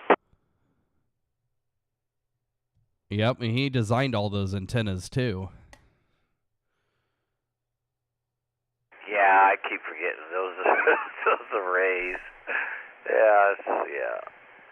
Then he runs the boom bounce one too. Didn't he run that the other night? Yeah, because we only have his inside radio hooked up for live streaming, so he can't use the barn well, I mean, he can, but he can't. We can't live stream the barn radio until we get a cable ran out there. So I think until then, he's just gonna run from the shack. Also, it's warmer in the shack than out in the barn. Oh, okay.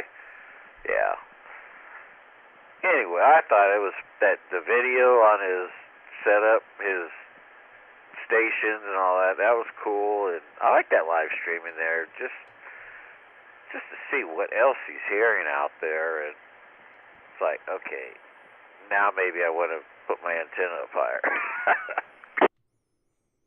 And that is exactly why we're doing the stream. And some people like Dave don't get it. It's like, no, the whole point is to entice people to improve their setups. I've also had people try to check in through the chat, and I've had to explain to them, no, that's not how this net works. We're not taking internet check-ins. If you want to check in, you have to get your butt on the air and point your antenna at Mike's house. Yeah, oh yeah. But for those who, if they listen to it enough, they're going to say, okay, I want to do this now. Yeah, and then you have the out-of-town guys, like the guys up in Reading, they're only ever going to hear Mike and maybe Rob, and that's it. And so they're sitting there for an hour, doing other things in the shack, waiting for Mike to come by. Well, now they can turn the stream on and hear the guys down south and know at least where Mike is and, how long it's going to be until he gets into their direction. So it solves multiple problems with the net. Yeah, because everybody's hearing what Mike's hearing, so that should be better. Maybe it'll keep some of the guys out there longer to check in. Yeah, we definitely got to get more. Although the nets have been going so long, and then he complains that there's not more people getting on. It's like, well, Mike, if you start getting too many people, his net's going to take 4 hours. Yeah, you can't. I mean, I'll listen. I don't have to check in, but if I do check in, it's like, you don't have to chit-chat with me, Mike. Talk to the other guys. Yeah, and now I pretty much only chit-chat with him if he's, for dinking around with something on his radio or he's, Oh man, it's so funny. The last couple nights, I can tell when he accidentally turns the VFO, and then he'll turn it back, but he won't get it completely on frequency. And so then while he's transmitting, I only do it while he's transmitting. I put the radio back on frequency, and he won't notice. Oh, okay, that's good. Because I was looking and go, hey, it's like right on frequency, and I go, oh yeah, I know why. But I've never seen it, I'm looking or listening, and I didn't see where it went off. Well, you got to remember, so he's got the GPS lock like I do. So his rig is on frequency. So the only time he shouldn't have all zeros at the end is if he was tuning somebody in or if he accidentally bumps the VFO, which I've seen him do a couple times. So yes. So anytime he accidentally bumps the VFO, I'm just going to pull him right back into line, but only while he's transmitting, because if I do it while he's receiving, he might notice the audio pitch changing. Oh, okay. Yeah, because his hearing's not too good. Well, neither is mine, but he uses hearing aids. I don't know, man. Hearing aids, I tried one. I didn't use it for a day. I just tried it in the office, and it's like, I don't like it. Yeah, so he has a Bluetooth device that he plugs into the radio, and then that feeds the audio into his hearing aids. And the thing that we were messing with, so in order to get his audio, I have to turn the monitor circuit on, which then means that his audio is now going to his hearing aids. And one of the issues I was hearing on the stream is every once in a while, if he moves the mic a little too close to his ears, it'll actually start to feed back through his hearing aids, which I don't want that to happen because I don't want that screeching sound on the stream. Oh, okay. Yeah, and he uses a hand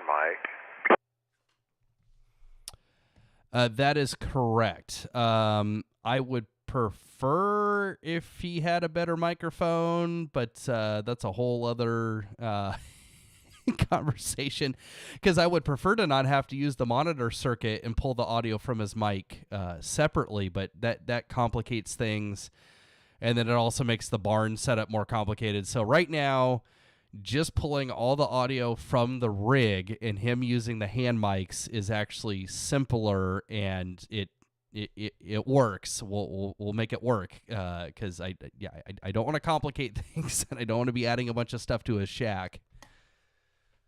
Yeah, because he'll get all flustered, and so yeah.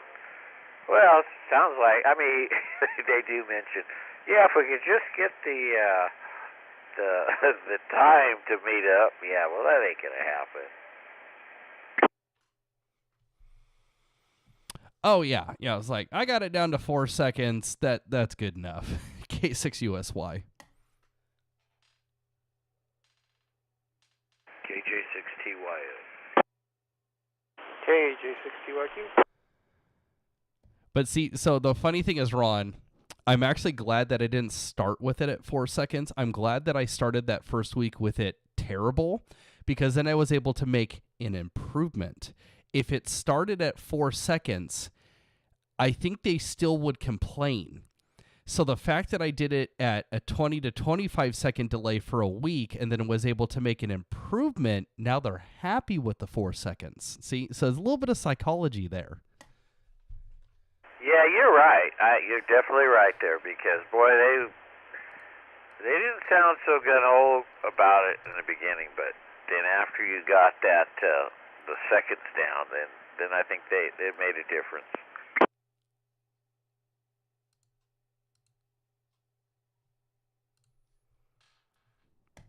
So what's going on, Sam? Just cruising the internet, looking at junk. Don't spend money. It's like 2 days till Christmas, man. Nah, ain't spend no money. Not on junk I'm looking at on the internet anyway.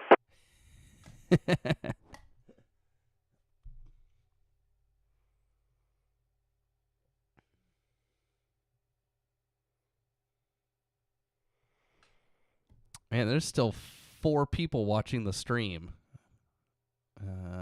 Well, 5. One of them is me. I purposely tried not to count myself. And then, what, Ron, you probably still have it up muted? Yes, I do. I kind of wish YouTube would tell me who the other people are. I don't know. Maybe Dennis is listening in from the other room.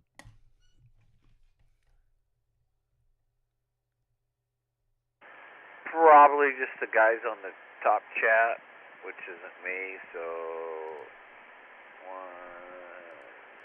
2, 3, 4. Yeah, that'd be about right.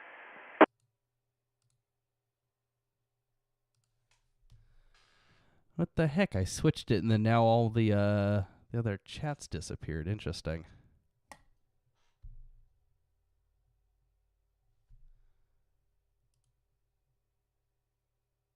You just got one screen for your computer, Sam? Yeah.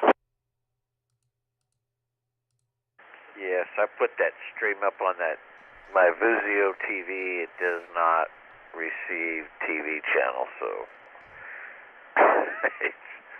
it's just now plugged into my computer. So I use that screen and my laptop screen to put 2 things up.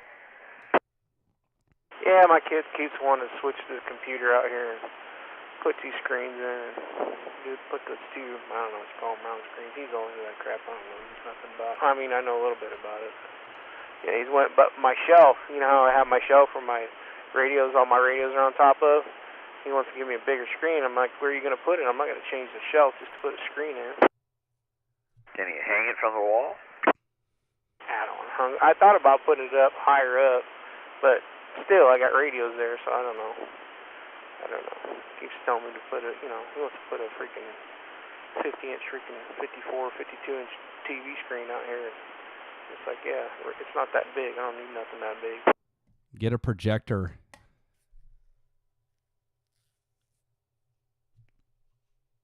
They don't come in that clear, though, do those projectors? I think I I don't know. I got something from W6KKO. It's a projector. Never did mess with it. My wife was going to use it at school, and I see it sitting over there in their office. That should be my ham radio room. Now, the problem with projectors is you can't sit too close to the screen. You got to be back like 10 feet, which kind of defeats the purpose a lot of times with a computer. Well, this room's only 7 foot. It's just like 7 foot by like 14 foot, so it's not real wide. I'd have to sit at the other end of the room. You could just sit outside. I already am outside. Well, I know that, but you can just crack the door. It's all good. Put the screen on the outside. You got movie nights out there and talk on the radio. Tell them what your ham radio shack is, where it come from. Top of Deadwood. Used to be the 1-8 used to be in the shack up on top of Deadwood. Yeah, you've told me about that. Yeah, it's kind of interesting. Wife won't let you in the house, eh? Oh no, I got a radio rack right next to my bed. I had it there a long time. Oh no, yeah, I got 220 running my bedroom and everything, and I got this and moved everything out from in there to out here. Ha! Dennis was still listening. He just put in the chat. You know what happened was I didn't realize I was still streaming on my phone. When I came into the kitchen to get my Ovaltine, I started hearing you guys. That's funny.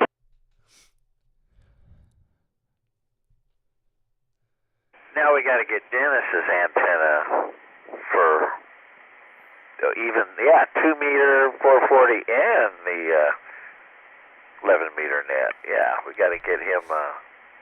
Way up there. New coaxial antenna. We'll start a GoFundMe. I got a 44-foot freestanding tower. One of those tapered towers sitting on the pallet. It's brand new. Never even been bolted together. Man, free towers are like free kittens.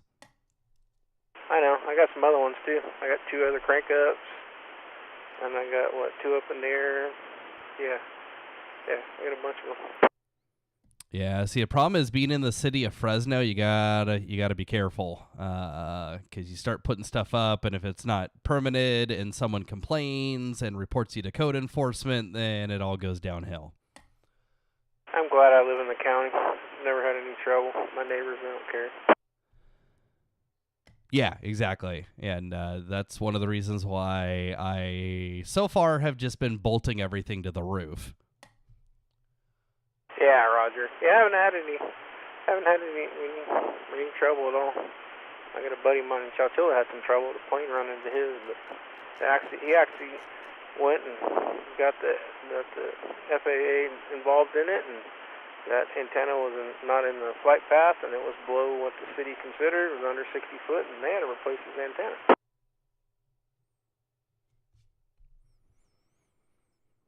Yeah, I figure if I ever do a tower, it's going to be one of those roof towers, one of those like 3 or 4 sided things bolted into the rafters on the roof, and then I'll just, something that's only like 5 or 6 feet tall. Yeah, Roger, yeah.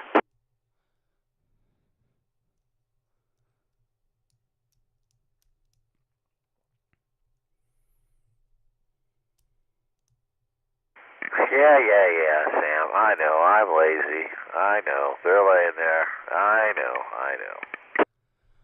Well, Ron, there's always tomorrow. Or the next day. Bad thing is we just keep getting older and older, and pretty soon we're going to both walk out there and look at it and go, yep, there it is. Yeah, there's a lot of guys that have built up these like enormous stations and then gotten to the point where they can't work on it, and they're like, well, this is what I got now. Yep.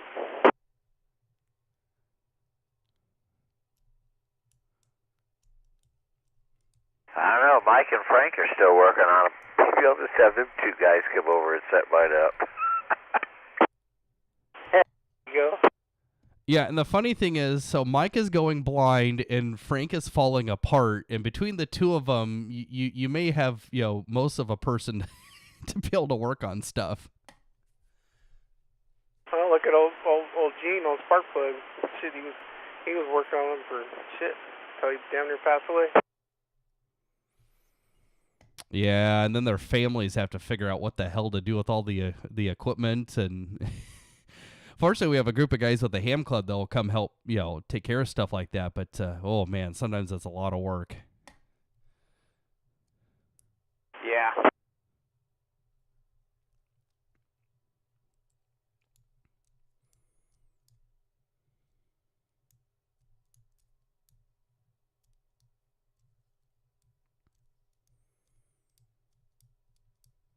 Oh my gosh. I shouldn't have had that other beer. Now I'm really tired.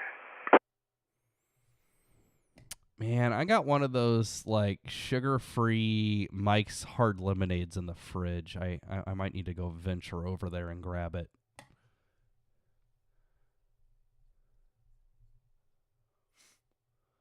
Now when I get up, I want to make sure I have no pain in my back, that it made me feel better.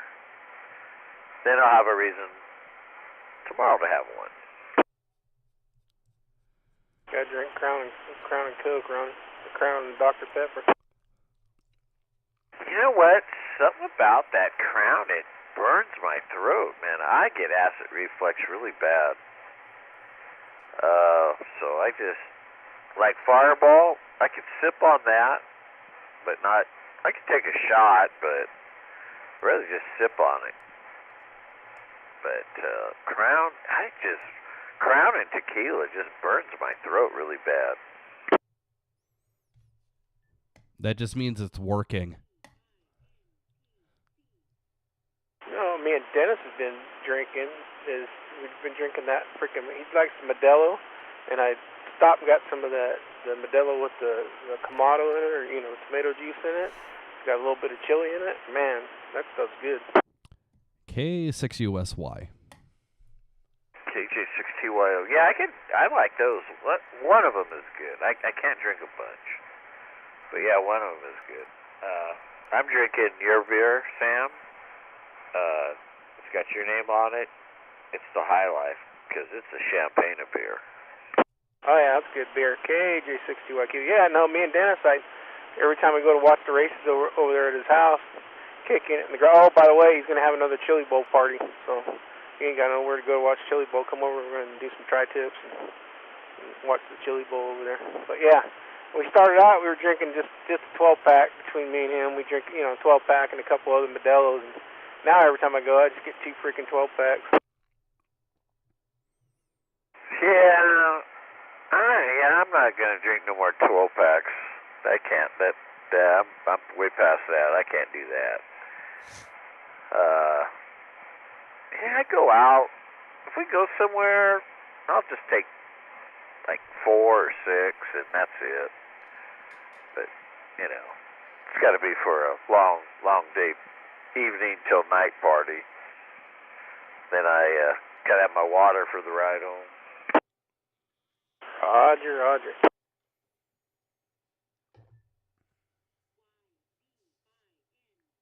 Gets dusty on the Ditchbank. Yeah, last time I drank a bunch, that was over there at Mendota, Friday night. Woo. Yeah, we put it away.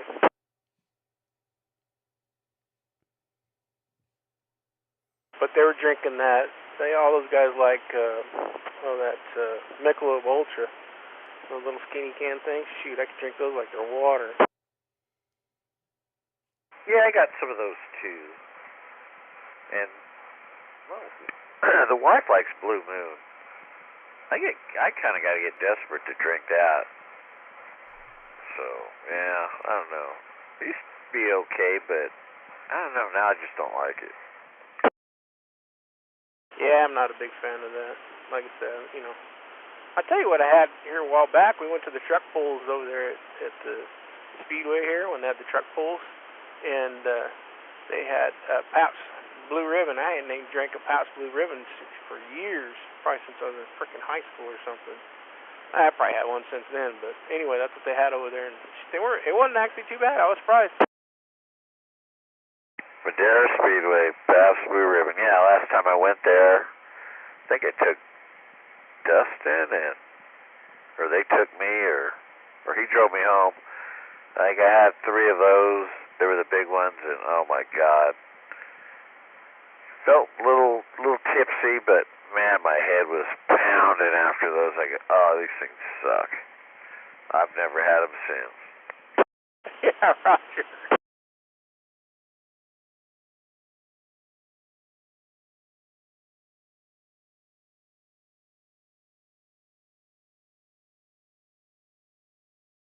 And then I think Gassett might have been there.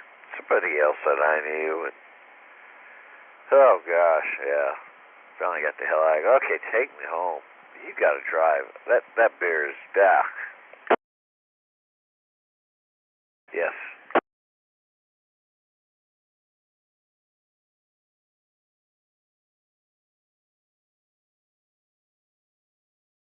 Yeah, you have to watch that. It's the sugar.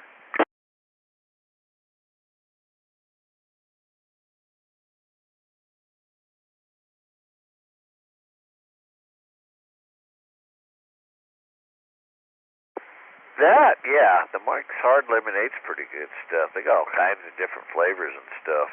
I know sometimes we get the variety pack, and I don't know if we're going on one of those long vacations, we put like one of each in there.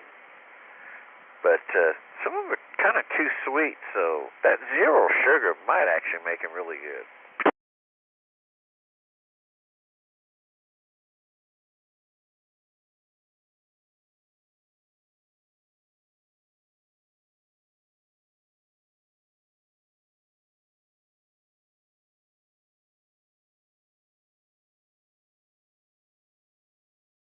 Yeah, someday the doctor's going to tell me, okay, you know what you got to do. Yes, quit.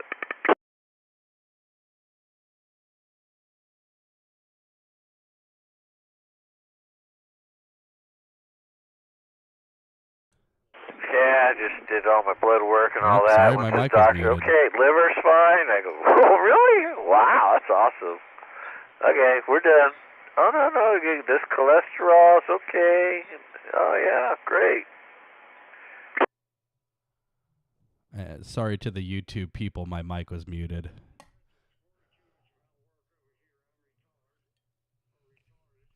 Yeah, it's like me. I go, he goes, oh, your blood sugar is good, your A1C is good, everything's good, and the rest of you's falling apart. Yeah, my problem is a couple years ago, my A1C was through the roof, and after fasting all night, my blood sugar was like up at like 230, and they're like, "Oh, you're diabetic." You know, they told me that too, and I'm a big guy, and they told me that, and he said, oh, I'm going to give you shots, going to give you this, going to give you metformin. I said, okay, so they gave me the metformin, gave me shots. I took it for about 2 weeks and quit eating crap and going through drive-thrus and eating whatever, and yeah, went right back down. And he's like, oh, okay, what are you doing? How many of this? I said, here's all the stuff. I ain't taking any of this anymore. He said, you serious? I said, yeah, I ain't taking anything. It's been that way for almost 3 years now. Matter of fact, I went in here just a while back, and he tested my blood, and I thought, I've been, getting off of it a little bit, eating junk here and there, and kids bring pizza home or something. I have a slice or two, which ain't good for you, but anyway, I thought, it'll be a little bit up. Shoot, blood sugar was down fine. A1C moved up 2 points, so it was fine. 2 points. It was at like 5.6, and I think it moved to like 5.8 or something like that. It's still under 6, so it's perfect. Yeah, you're still in the normal range. No, so the problem I have right now is the drug, the main drug that I take, which is a once a week injection. Apparently due to like issues at the factory or whatever, they stopped producing it for like 3 weeks, and so now they're in short supply. So I had to get my doctor to like temporarily switch me to something else. And then of course these new diabetic drugs started coming out, and all the people realized that, oh, these are good for weight loss, and so now you have the doctors, writing prescriptions for people for this diabetic medicine for people to lose weight, and whether or not they have diabetes or not. That's funny you say that, because the wife earlier was watching the TV show, and it came off of one of those. I can't remember which one it was, and it was for diabetics, and the wife goes, Because they don't use that for diabetics. You can see the weight loss deals because there's a lot of movie stars and stuff who are using that for weight loss now. Yep. Yeah, I haven't been able to get Trulicity for like 3 weeks. Matter of fact, I think that was the one that was the commercial was before. But yeah, no, that's crazy. Yeah, and no, it's just crazy. That's like people going down and getting the lap bands and different things, and putting rocks in their pockets and lead in their shoes so they weigh enough to be able to go get the surgery. It's kind of crazy.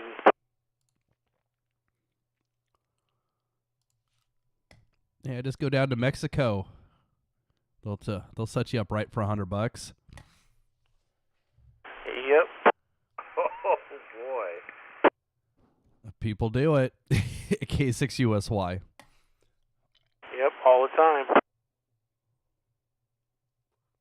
And then they come back up here with some god-awful infections, and the doctors up here got to figure out what kind of infection they got from what and try to straighten it out.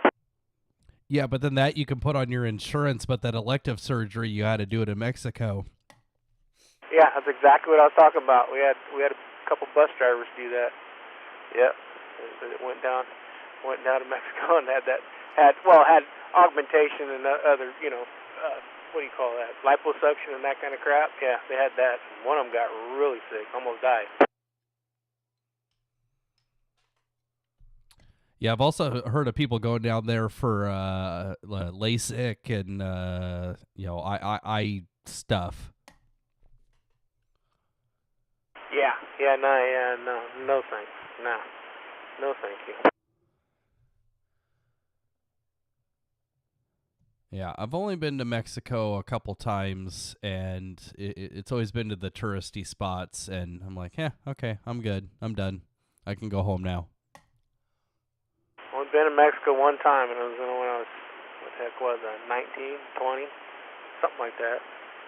Me and my brother, my uncle lived in La Jolla, and we went down and rode into Tijuana, went about 3 blocks in Tijuana, turned around, back around, got back in line, and came back across the border.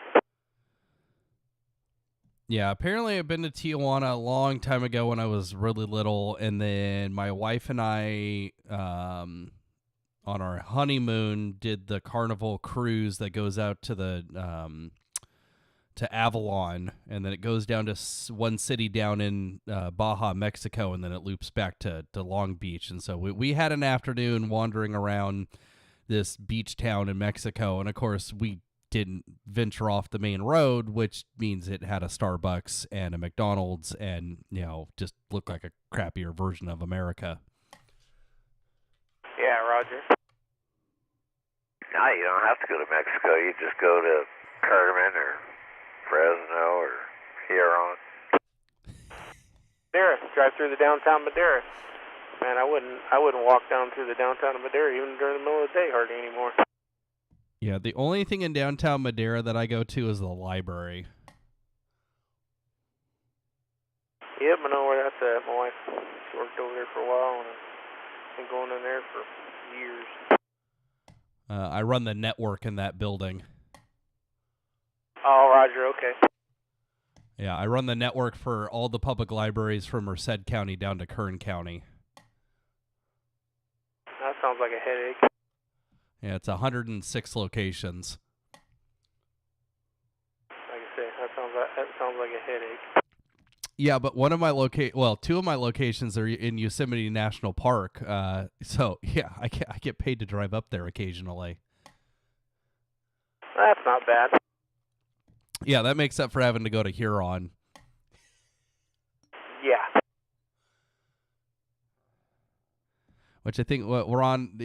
Yeah, no, we talked on the repeater the last time I was there. Which one? Didn't you go out to Buttonwillow? Where's that when you went out, when you went to Kettleman City? Yeah, it was either Taft or I think it was Buttonwillow that day. Yeah, we were even talk simplex. So when we first started messing around with this, Sam, he can talk simplex from where he's at right now all the way out to Kettleman City, Lost Hills. Yeah, I used to talk to, when I lived at my parents' house and I had a beam, I used to talk to guys on I-5 all the time, and I could just track them with the antenna. Yeah, this guy in Atascadero, Tom, we talk simplex at night, well, right here, in fact. It'd be Sam, Tom in Atascadero, and a few other ones around. It was pretty cool. Yeah, see, he's kind of cheating because he's up on a hill behind Atascadero. he's got a pretty good sized house. Not this Tom. I got his call written down somewhere, but he was always he'd take his van up on the side of the hill.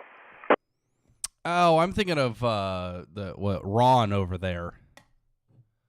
Yeah, this is the Tom. He haven't heard. Well, you know what? We did hear him a while back right here trying to get in, and he could not hear me on this setup. So I don't know. It's kind of, I don't know. I could hear him, but he couldn't hear me. And he talked about the truck up and down 99 from Livingston all the way to Fresno.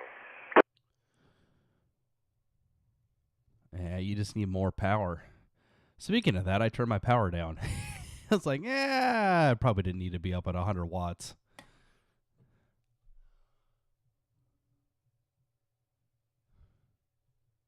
All right, well, everything is cooled down and starting to turn things off and cover everything up, and I'm going to head inside and, I don't know, put my head on the pillow, I guess. Oh, is that why we switch bands? Give you a chance to shut everything down on the other side? Yeah, you know, last week it kicked off. So it's like, uh-oh, might be time to clean it out again. It kicked off on the antenna, the band and everything that's all resonant for it. So when I did the net Wednesday night, I had to resituate and just look at the amp to see if it was going to mess up. But it never did. But I did turn it down a little bit. Well, as long as it doesn't catch on fire. Yeah, I looked, I go, oh, I had like a paper towel underneath it. I go, ooh, darn it. Missed opportunity. Of course, you also don't have a camera in your shack. No, I don't.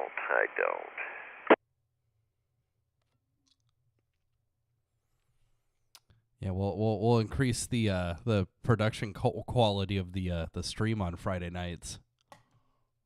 Yeah. I don't know if I'd want a camera in here. We got quite the mess. And I don't know. I'd have to turn it away to actually so it didn't show the wattage. Oh, we could just cover that up in post before it goes live. We'll just put a box over it. I got a smoke machine. I always wanted to put the smoke machine behind the radio and have it smoking. That'd be cool. Oh, that'd be hilarious. Well, have you seen what I do on Monday nights for the 220 net? With the transverters, I just overlay a 222 on the stream so that the frequency on the stream looks correct. Oh no, I didn't see that. I've been trying to watch it, but once I lay down in bed, it's like I'm out. Okay, well, if you still got it up, look at your screen right now. All right, the radio. Look at the frequency. Oh, yeah. Yeah, so I just overlay a 222 over those 3 digits, and then the rest of the the rest of the frequency is correct. So I just trick the stream and make it look like it's on 220. And how you're doing that from your place to K6MI? Yeah, so I have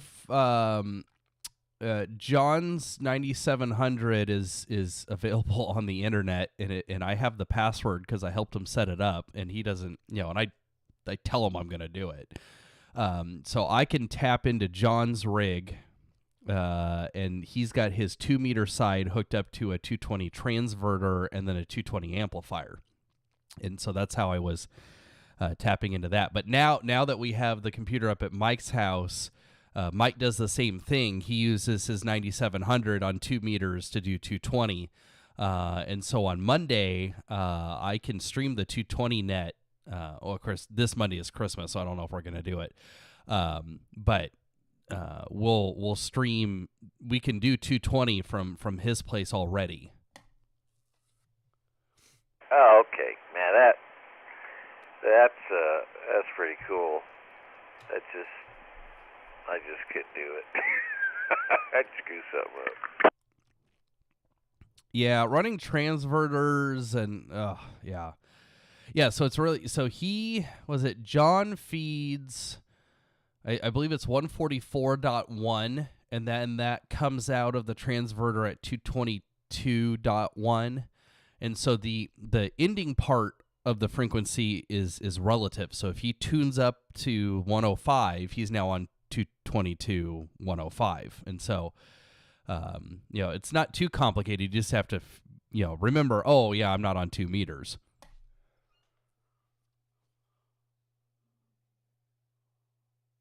Gotcha. Oh, that's just too much stuff for me to do. Yeah, and those transverters are not cheap. They're like $800. Yeah, if you get the high wattage ones. Yeah. Most of the guys, if you're going to run an amplifier, you get the lower wattage transverter and then just feed that 5 watts into an amplifier.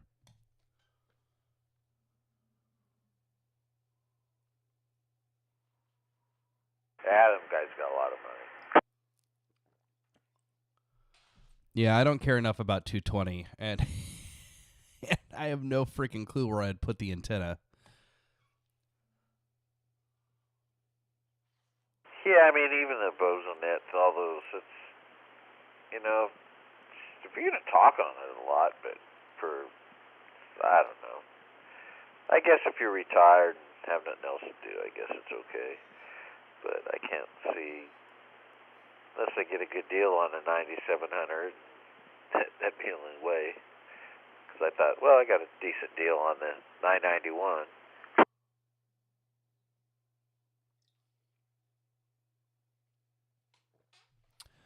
Yeah, and the 991 gives you the advantage of HF, giving you another HF rig.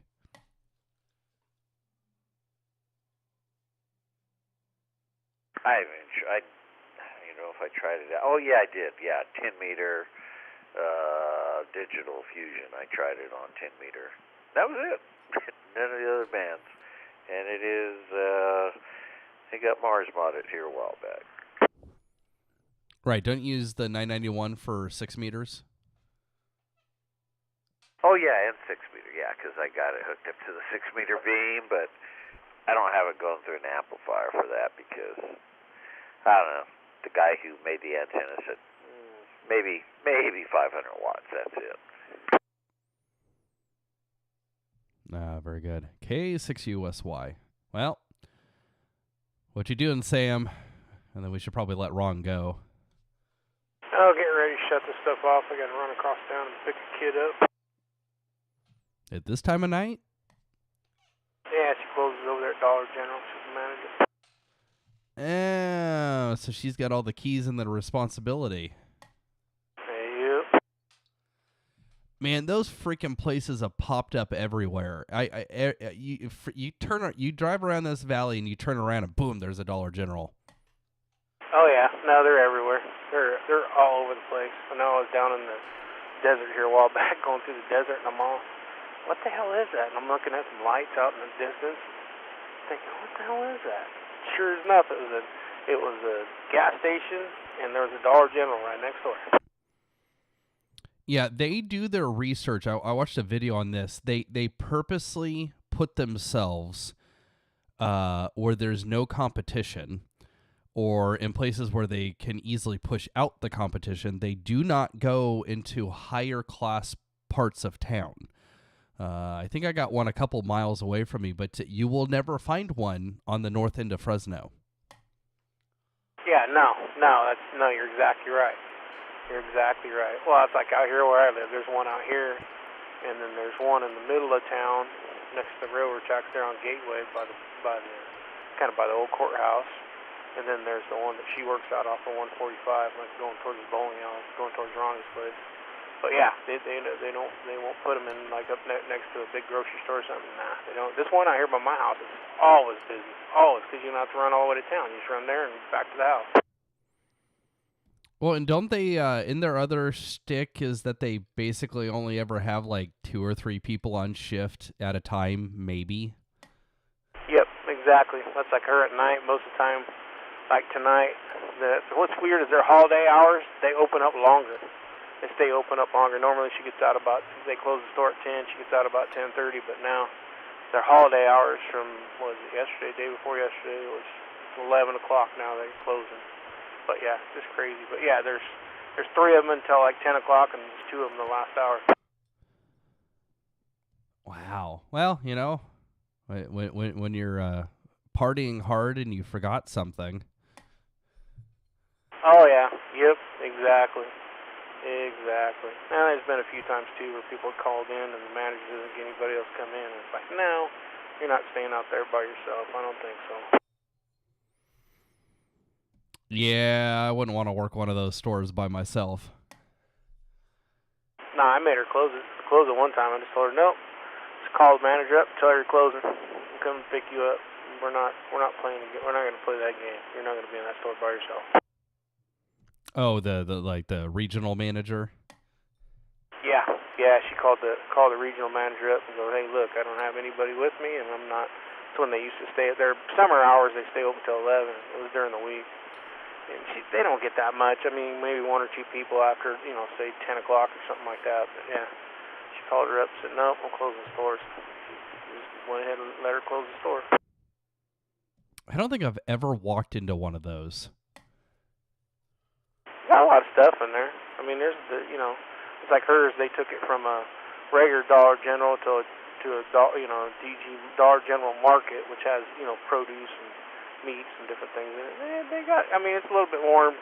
I don't know. It just depends on when you go in there. I know my wife says the laundry detergent and stuff like that's cheap in there, so she goes in there and buys it. I've been in there a few times. Yeah, I think the other thing they do is they work with their vendors to make smaller quantities of things so that they're cheaper, but per unit cost, it's actually more expensive. So you're working over the people that are low income and can only afford that little bottle of detergent, and can't go to Walmart and buy the 40-gallon jug of detergent, that's like 6 months supply all at once because it's too expensive. Yep, exactly. All right, Ronnie, we'll catch you later. KJ60YQ. Yeah, no, you're exactly right. Later, Aaron. Thanks for the stream. KJ60Y073. All righty, later, Ron. K6USY.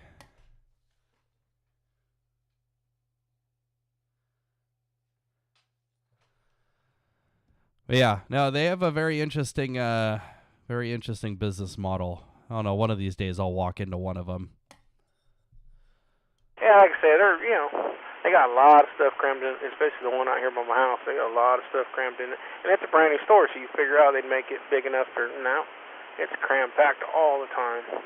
I mean, it's the aisles probably just barely meet code. It's like fire hazard and stuff like that. They probably just barely meets it. They don't leave any space unturned. I know that. Yeah, and I wonder how they do their distribution and delivery, and I think they got their own trucks, so I'm sure they have a warehouse somewhere. But yeah, it's a very interesting business model. Yeah, they have their own traders. They don't have their own trucks. They have Who is it that pulls for them? It's, who is it? I'm trying to think who it is. I've seen them backed in the dock, too. I can't remember who it is that pulls for them, but it's one of the big ones, like CR England or one of them. It's not a JB Hunt. I think it's CR England. They have their own traders, but they don't have their own trucks. And all their stuff comes from either LA, or they have one warehouse in LA, just outside of LA, and then they have another warehouse in West Sacramento.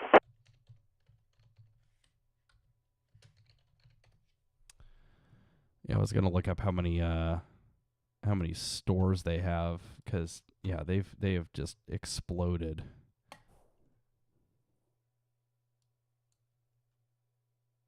Yeah, no, they've gotten big. They've gotten real big. Like I said, I was out there in the desert out there, going towards the where the heck was that? Out there in 40. And like I said, there's nothing out there. The truck stop, gas station deal, and right next door is a brand new Dollar General. Yeah, there's one up at Squaw Valley next to the library, and there's nothing else there. There's like a sheriff's substation, the library, and the pizza place across the street, and a freaking Dollar General. Yeah, there's 19,000 stores as of January 1st of this year. 19,000 stores nationwide. That's just crazy. Alrighty, well, go pick up your kid, and I don't know, I'm gonna go wander in the other room and get a snack. All right, we'll catch you later. Have a good night. KJ60Y. Yep, good night, Sam, and good night to the anybody still streaming. There's a couple of you still listening. Good night, all. K6USY.